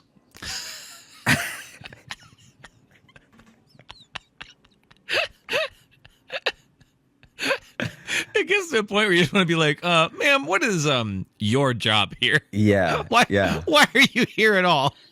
Ma'am, you should just fight the next person you see, because it would be way quicker than what we're doing right now. Yeah. Everyone would know the deal at least. Yeah. So then how do I sign in? Well, first you got to go fight that lady, and then someone will come get you. So then she looks up the closest pharmacy next to me, make sure that that's where I can pick up my prescription. And she's like, we'll have to let you know about the bill and everything. You got to check with your insurance. This is like a thing that I found funny. I don't even know if they're like allowed to ask this, but this is like her last thing as I'm walking out, right? Like this is like her last jab, okay? Is like, I was telling her, oh, this is where I live, so this is the pharmacy closest to me and everything. She's like, okay, I'll send it there. And then I was like, so for the bill, and she's like, we're gonna have to check with your insurance, okay? Do you have good insurance? And then I said that I was like, oh, I don't know. And then she was like, well, if you don't know. I was like, okay, wow. Was this like an ex-girlfriend of yours and you didn't recognize her? Like, it was crazy, man. It was like she's like so mad at you. It was one of those things where I was almost like, I hope she doesn't have the power, and I don't think she does, but I hope she doesn't have the power to poison my drugs. Like, right. But yeah, no, it was a busted. And then also the waiting room in this doctor's office had too many lights out. Like, Yeah. like when I sat down, I'm not saying I don't love fluorescent light, so I'm not even saying that there can't be a little mood lighting. I'm not saying that it has to be completely blasted Right. with Yeah. fluorescent bulbs. Yeah. All I am saying is that if you're going to have them, have all of them, just as an option. Yeah. Because there Yeah. were some that were clearly out. Right. Because Like- there's having some lights turned off, but then there's noticing when lights don't work. Yeah, yeah. And if no one's got the time to change a bulb, Yeah. they're going to be pretty willy-nilly with that needle. Jeez. Just saying. Yeah. Just saying. Oh no, but it was terrible. Luckily, I healed up. That's good. Yeah. That's good. I mean, the emotional scars never healed, but the strep went away. Yeah, the strep went away. but the receptionist left a mark on your insides. I did actually forget about them for a long time, so I guess it did kind of heal. I forgot it happened, but yeah. No, I've been going to the doctor a lot. You know, Yeah. So I'm just over here doing my best, trying to stay healthy and everything. Right. Yeah. What do you, I mean, not to get into your medical history, but like how often you go into the doctor? You just there quite a bit? I mean, I haven't even been keeping track, but I feel like at least I could be wrong about this because LA broke it up quite a bit because I didn't obviously go to the doctor when I was in that's LA. true. That's true. Yeah. But before I went to LA, and since I've been back from LA, which has not been long, I think I've been. It's starting to feel like once a week. Jeez. Yeah. And it's like sometimes it's a checkup on the last thing and sometimes it's a different thing. Like I mean, who knows? You might end up wanting to cut this, but I had to get a sonogram today. Okay. And so the sonogram was just to make sure, just to make absolutely positively sure that my balls are normal. All right. So just to make positive. Let's get into this. Well, basically, there's not very much to tell, but basically, when they were doing it in my head, I was like, man, this is like the worst time to find out if something's wrong. Like literally your pants are down, you know?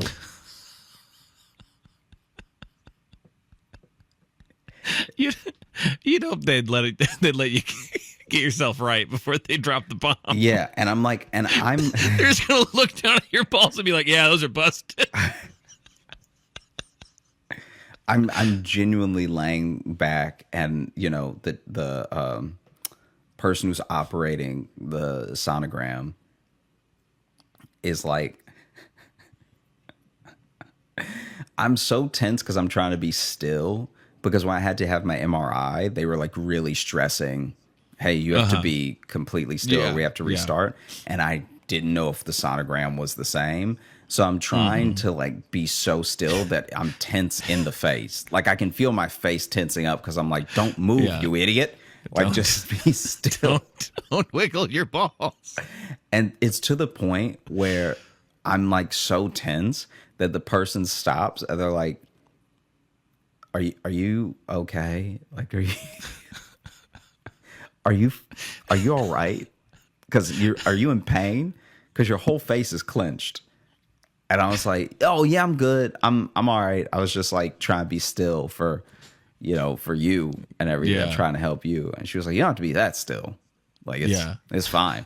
Like I moved the thing. So, you know, the first half of it, I'm just like, so like for basically the first half of the entire thing, I was like rigid still, so just clenched up. And then I relaxed a bit. And you know, I don't know if I guess they take pictures as they go. Okay. For the sonogram, because it seemed like there was typing while the tool was moving or whatever. And then I'm like, I'm like so in my head the entire time. Because when I walked in, I was like, there's nothing wrong with me. But then when you're getting a test done, you start to think, what if something's wrong with me? Absolutely. When a test is being done, you can convince yourself you have anything. Yeah. Because if you're going to find out, that's when. And so you're having the test done. Yeah, I'm also just like, I'm once again getting really in my head, going every which way with it. It's to the point where genuinely I let my mind race enough through enough scenarios that in my head as I'm laying there, I've already got my affairs in order. Like,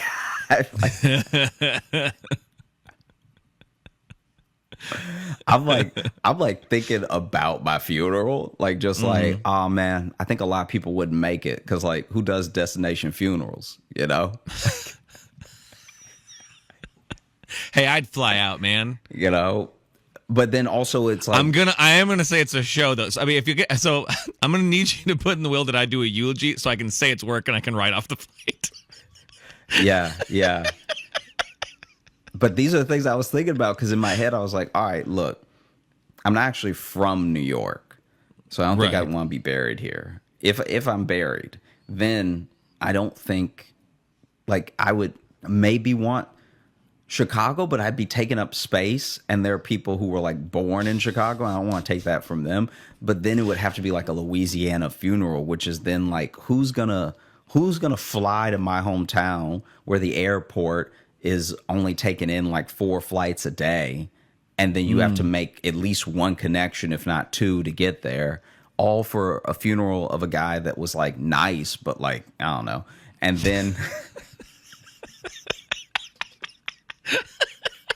Wow, really middling review for yourself there. Well, no, I just mean like when you think of a big funeral, you have to have impacted lots of people's lives in a way that's or just be from a big dumb Catholic family like me. I guess so, but like I'll pull in numbers. You have to have impacted for sure. Yeah. So many people that you. What's the best way to put this? It's like even if you impacted like 10,000 people, all 10,000 aren't coming, right? Because there's a flight involved and because of the day of the week. So I'm like, am I going to be that guy? Am I going to have a weekend funeral? Am I going to mess up people's weekend? Or should I just have a Monday funeral? Because this is the thing. If you have a Monday funeral, people already sad it's Monday. Yeah. So let's just get it and you in the same. But then I was like, I don't want to make a Monday worse. So what if I did a Tuesday? Because now, somebody had to go in Monday, but now they might get a whole day off coming to see me. Right. So I'm doing a last solid for the people that love me. Yeah. And honestly, by the time I'm like midways deep into this scenario of like what I'll do, and you know, like I gotta make sure that everybody's taken care of and everything. By the time I do that stuff, the tech is once again like, are you in pain? Because you're making faces again. And I realized I was like making faces for every scenario of like, it can't be like I'm like I'm squinting, like I can't get buried in Louisiana. Hey man, you good? You look like you're planning your own funeral. Yeah.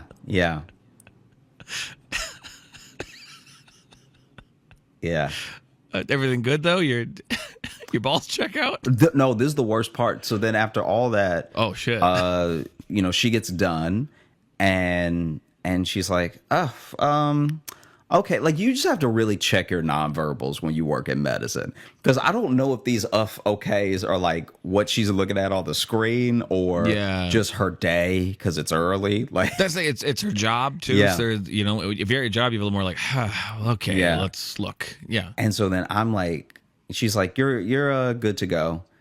And, you know, I put my clothes back on and everything. And I was like, should I throw this? Because they give you a whole setup for it. And I was like, should I throw this away? And she's like, no, you're good to go. You're good to go. And then she goes and sits back down at the computer that she was on for the sonogram. And then she's like, just typing away. And I grabbed the door handle. And as I'm about to walk out, I'm like, hey, I was just wondering, you know, because, you know, I was here the whole time and everything. do I look like normal, or like is anything bad or anything? And she was like, I really can't comment. I'm not the radiologist. So. Yeah. And I was like, fair enough. So to answer your question, I still don't know yet. Oh, okay. Yeah. So hopefully this won't be some sad foreshadowing. No. I think I'm all right. That would be wild to get a sorry about your balls, King.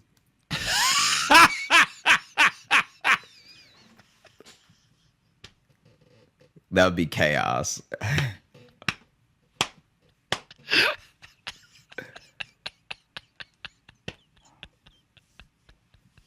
That would be horrible. Yeah, that wouldn't be good. That wouldn't be good. Yeah. Oh, man. You made me think of one thing, though, from doctor's office, because I was like, have I had anything weird happen at the doctor's? And just like little things, nothing too big. But there was one that I wasn't here for this, but it was about me, weirdly. It was after, this is years ago, but I had done a show like in kind of the area of my hometown. A lot of people came out and whatever.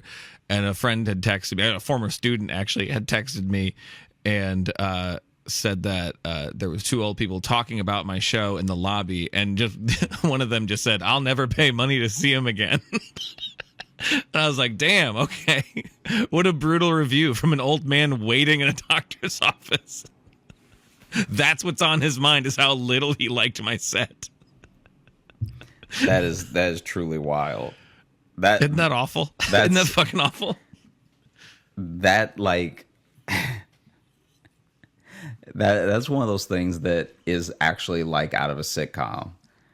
Because when you think about it, it would be like if for whatever reason your friend knew two grave diggers and they were digging graves on like a Monday, and they were talking about the show, and he was like, made me wish I was here. Like, just, it's one of those things where you're like, wait, why would they? When he just texted me out of the blue, I'm like, thanks. Why would you tell me this? Yeah. Cool. No, people truly have no idea what they should and shouldn't tell you sometimes. Absolutely. Yeah. You know? Like, even when it comes to medical stuff, I've had people tell me way too much when I just ask them if they were okay. Like, if I know someone went to the doctor and I ask them, you know, are you all right and everything? Right, yeah. I've had people tell me, like, they told me like I was their second opinion. Yeah. They went into so much depth that by the end I was like, I think sound like you have it. All right. Like, I don't know what to tell you. I'm not a doctor, but you sat up here telling me all that stuff. So I would eat better. Yeah. Like, I had a doctor start telling me what meds his wife was on. And I'm like, I don't feel like you should be telling me any of this. Yeah. Yeah, people really let the doctor-patient privilege slip way more than attorney-client privilege. Yeah. But especially, I don't know if it goes the other way, though. Like, what do you him mean? telling me meds his wife's on, like, I'm not beholden to any doctor-patient confidentiality. No, but that's what I'm saying. It's like, lawyers are very aware at all times, like, oh, if I tell this person about this thing, I could lose my job. And I feel like even I have friends who became doctors, and they'll tell me stories where I'm like, oof, I don't know if I should know this part. Yeah. That doctor did end up losing his license to prescribe medicine. So that does all check out, I think. My favorite. One second. Oh, I think we froze for a second there. Yeah. I see it. That was genuinely a computer thing because my entire computer freaked out. So that was not. Oh, okay. I think that was not just a connection thing. Well, we've also been having connection lags because we actually had someone from like the internet company in the area show up the other day and just say that like some of the main lines, not even on our house, but some like the main like fiber wire or whatever has been partially eaten by squirrels. So yeah, Iowa internet, baby. I hope they were electrocuted. I hope so. Oh God. One of my favorites was this doctor that this doctor that my friend goes to that's ancient. Like this dude's been a doctor since like bloodletting. Like He was a doctor so long ago, he was also the barber. yeah. This dude was a doctor when they had those little crow's masks they would wear during the plague. This dude has, he's his doctor, but he also has an arch nemesis. Oh, So you will go to your doctor. You will go to this guy who's your doctor, and he will be looking all up in your ear with the tool, right? With the light, looking at your ear, complaining about the doctor across the street. Oh, that's good. That's good. I like this. This I'm into. But it goes so deep. Like every time he goes to him, he has a story, and every ailment triggers a memory about a time he was at odds with that doctor across the street. Oh, I bet they opened up practice together and then had a big falling out. It really does seem like some Aaron Burr, Alexander Hamilton type stuff, where it's like, oh, he gonna shoot him.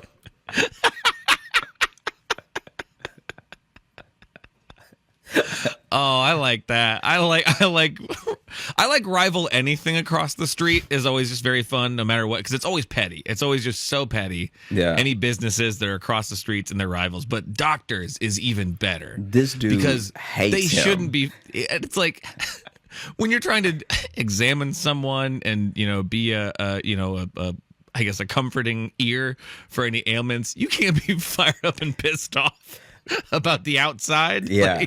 Yeah. This dude, okay. So my buddy told me that there was this one time that he went to him just for like a general checkup, and he's like an ear, nose, and throat doctor. And I guess he's like a general practitioner. I have no idea. Like I don't actually understand medicine, so I'm not gonna label anything, because I know that even your doctor that you go to for like everything that refers you to the other doctors will still check your ear, nose, and throat. So maybe that's not all he does. But he had the popsicle stick in my buddy's mouth, right? And as he's looking with the light, so he's looking and he's got the popsicle stick, he's got the light, he's like, I saw you the other day. I saw you, walking across the street. You kept walking, but I was scared you were gonna go in. And he said, when he said I was scared you're gonna go in, apparently he put the popsicle stick a little further down his throat. Just remember, your life's in my hand. He's like, I was scared you were gonna go in. I was like, is he gonna do? No, but you kept walking. You're a good boy. You kept walking.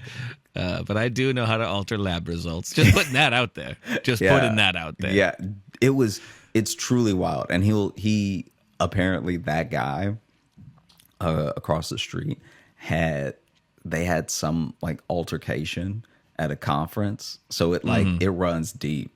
Like he'll be seeing that dude, because I guess that's the same type of doctor.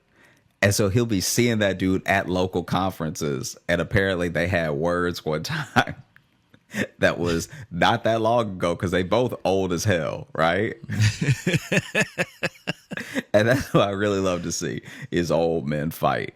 That's one of life's joys, is when you can watch two old men fight. Yeah, one of the first things we talked about on this show was your joy of old men fighting. Especially if it's two old doctors, because that means they're going to know what they broke. Yeah, they come out with scalpels ready to have a like Jets versus Sharks knife fight. As soon as they land, they know what's hurt. Yep.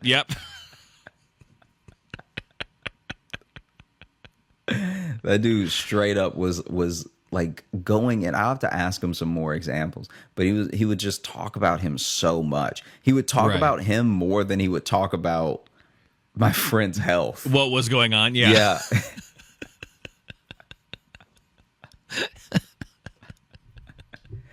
Yes, my focus as a practitioner is vengeance. Yeah. This dude said to him, this doesn't even make any sense because he's an adult, so he wasn't even going to get one. but he was like, there's some type of lollipop that he swears he was giving out to kids first, and then that guy saw him giving out those lollipops, so that he started buying those lollipops. And just the one-upmanship of essentially, it's like if a Dunkin' Donuts was across from a Starbucks and they just had beef about like, oh, Right. that's our tactic, that's our sale, that's our coffee, Yeah. you know, whatever. Yeah. That's what it feels like with the doctor. I don't even know if the That's other doctor great. has a problem with him. Yeah, it'd be great if that other doctor like doesn't remember him. He's like, oh yeah, from across the street. Oh yeah, you son of a bitch. That dude across the street talking about, we went to school together. Yeah, good guy, just Good guy. full of laughs, just a fun guy to be around.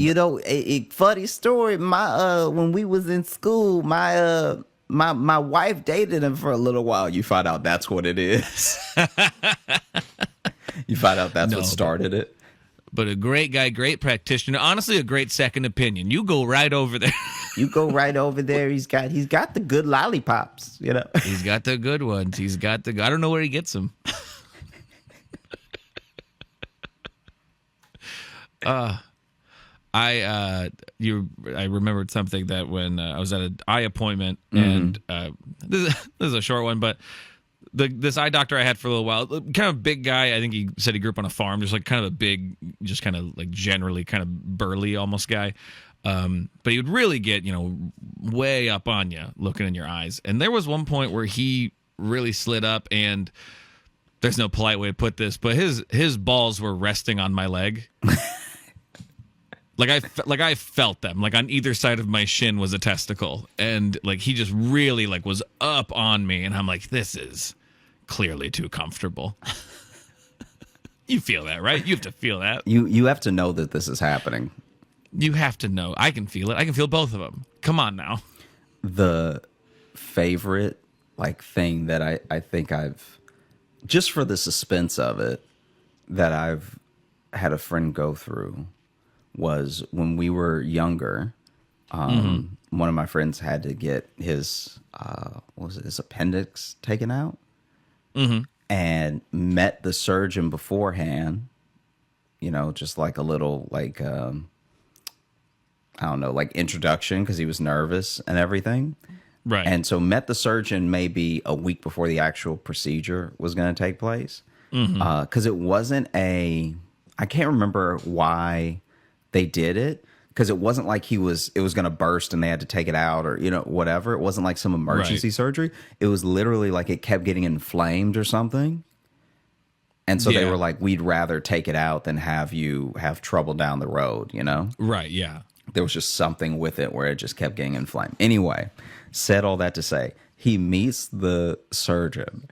Surgeon walks into the office where he's waiting. As soon as he walks in, the surgeon falls hard. Okay. Oh God. This dude falls so hard and caught some of the desk on the way down. Like,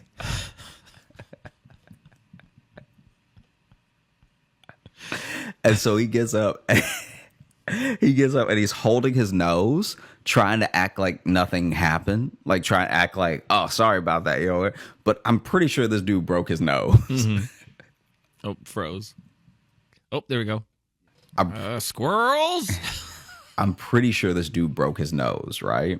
Oh no. And so he gets up holding his nose, but trying to continue the conversation like he's not in pain, okay? And then goes to sit down, almost misses the chair on the way to sit down.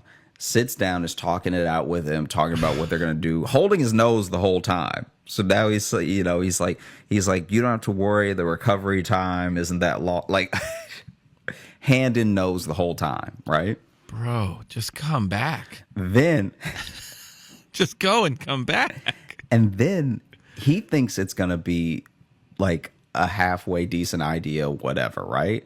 To show him like it's not the real thing, because that would have been insane, but it's like an animated cartoon of like what what happens, right?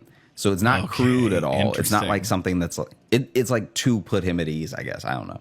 But anyway, he has 2 remotes and he cannot figure out which remote is going to like make the TV play the video. Guy. And if my buddy was nervous before surgery, that kid went into surgery like, I'm going to die because this is the clumsiest man I've ever seen. This dude broke his nose when we met. My life is in his very clumsy hands. Yeah, that's... At the very least, you're getting a little bit of his nose blood in you.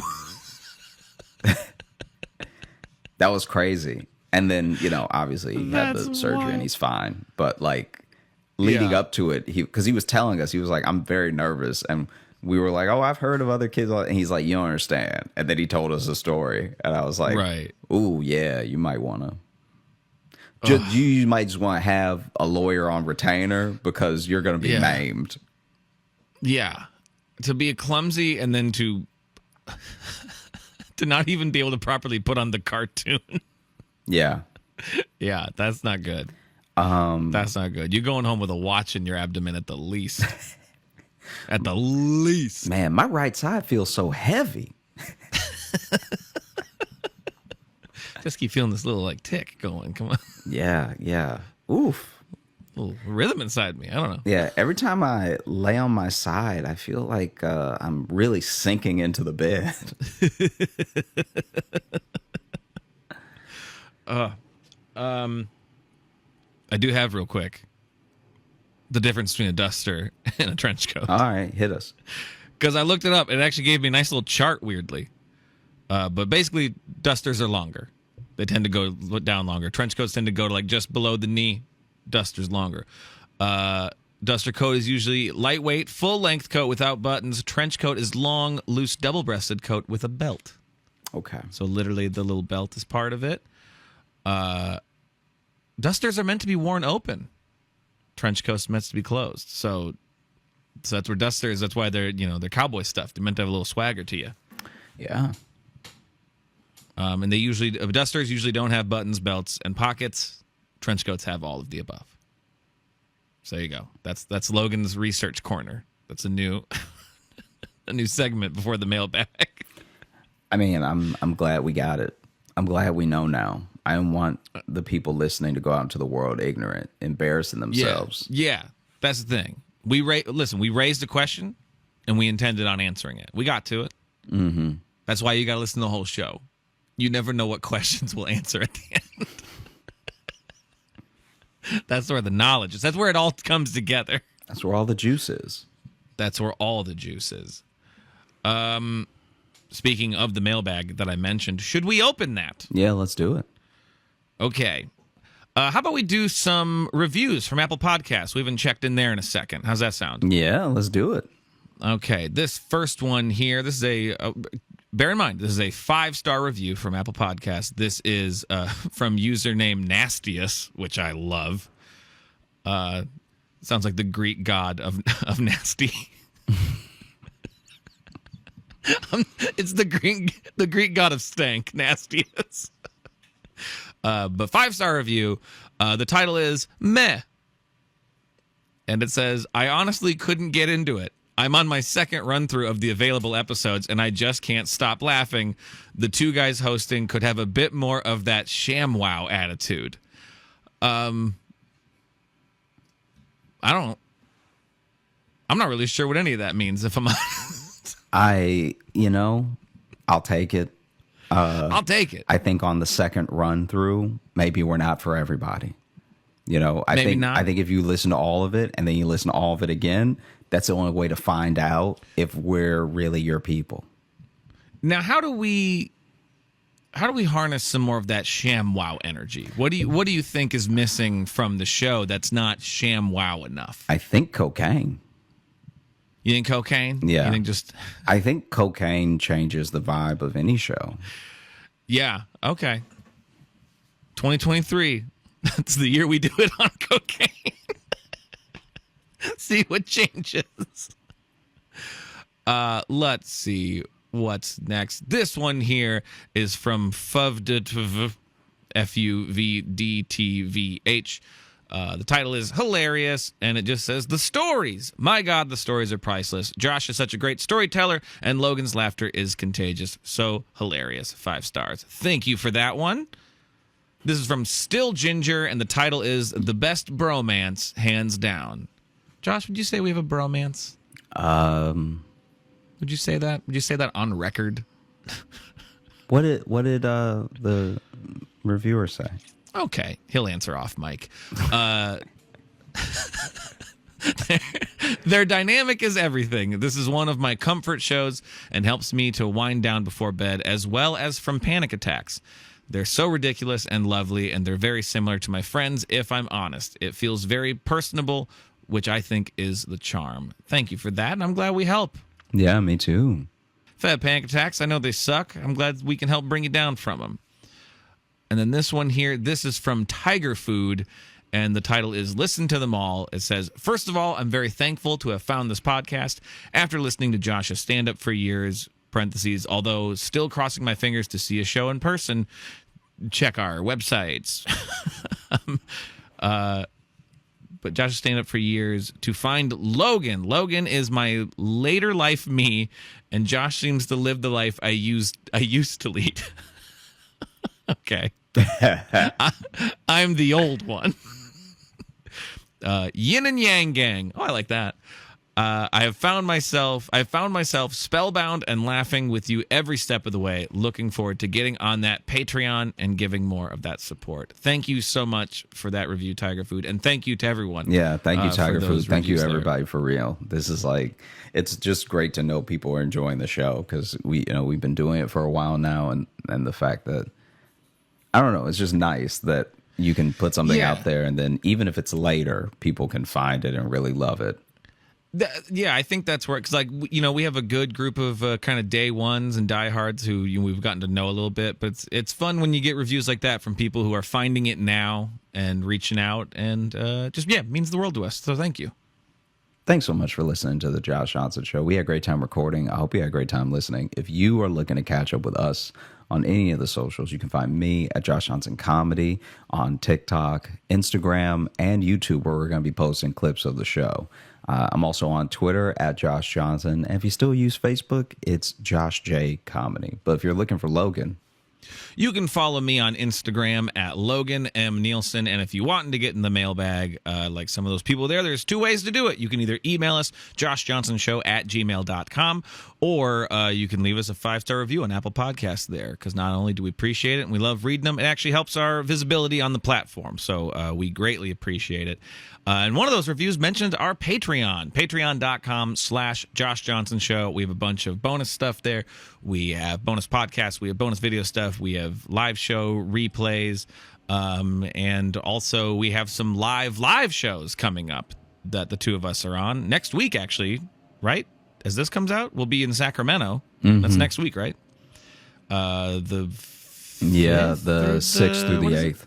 6th through the 8th. Sacramento Punchline, and then at the end of the month, we are going to be in Richmond, Virginia together. I'm sure you have stuff in between that. Do you want to pitch that, or just go to your website? No, go to the website. You can get the tickets in the show link under this, or the link in my bio on any of the socials. Yeah. And we put all of our Linktree stuff in the episode bios, too, so that will take you to all the stuff we have, whether it's albums or podcasts or whatever. Have a great rest of the week into the weekend, everybody, for real. And get your checkup, We want everybody to be good out here. You got to go get checked up. And if you work at a doctor's office, be a little nice. I think that everywhere I've been except that one place was very good. That's true. That's true. All right, hey, mostly everyone out there, you're doing great. Couple of you, boo. Yeah. Really one lady, because that dude couldn't help he's sick. You know what I mean? That's just on her.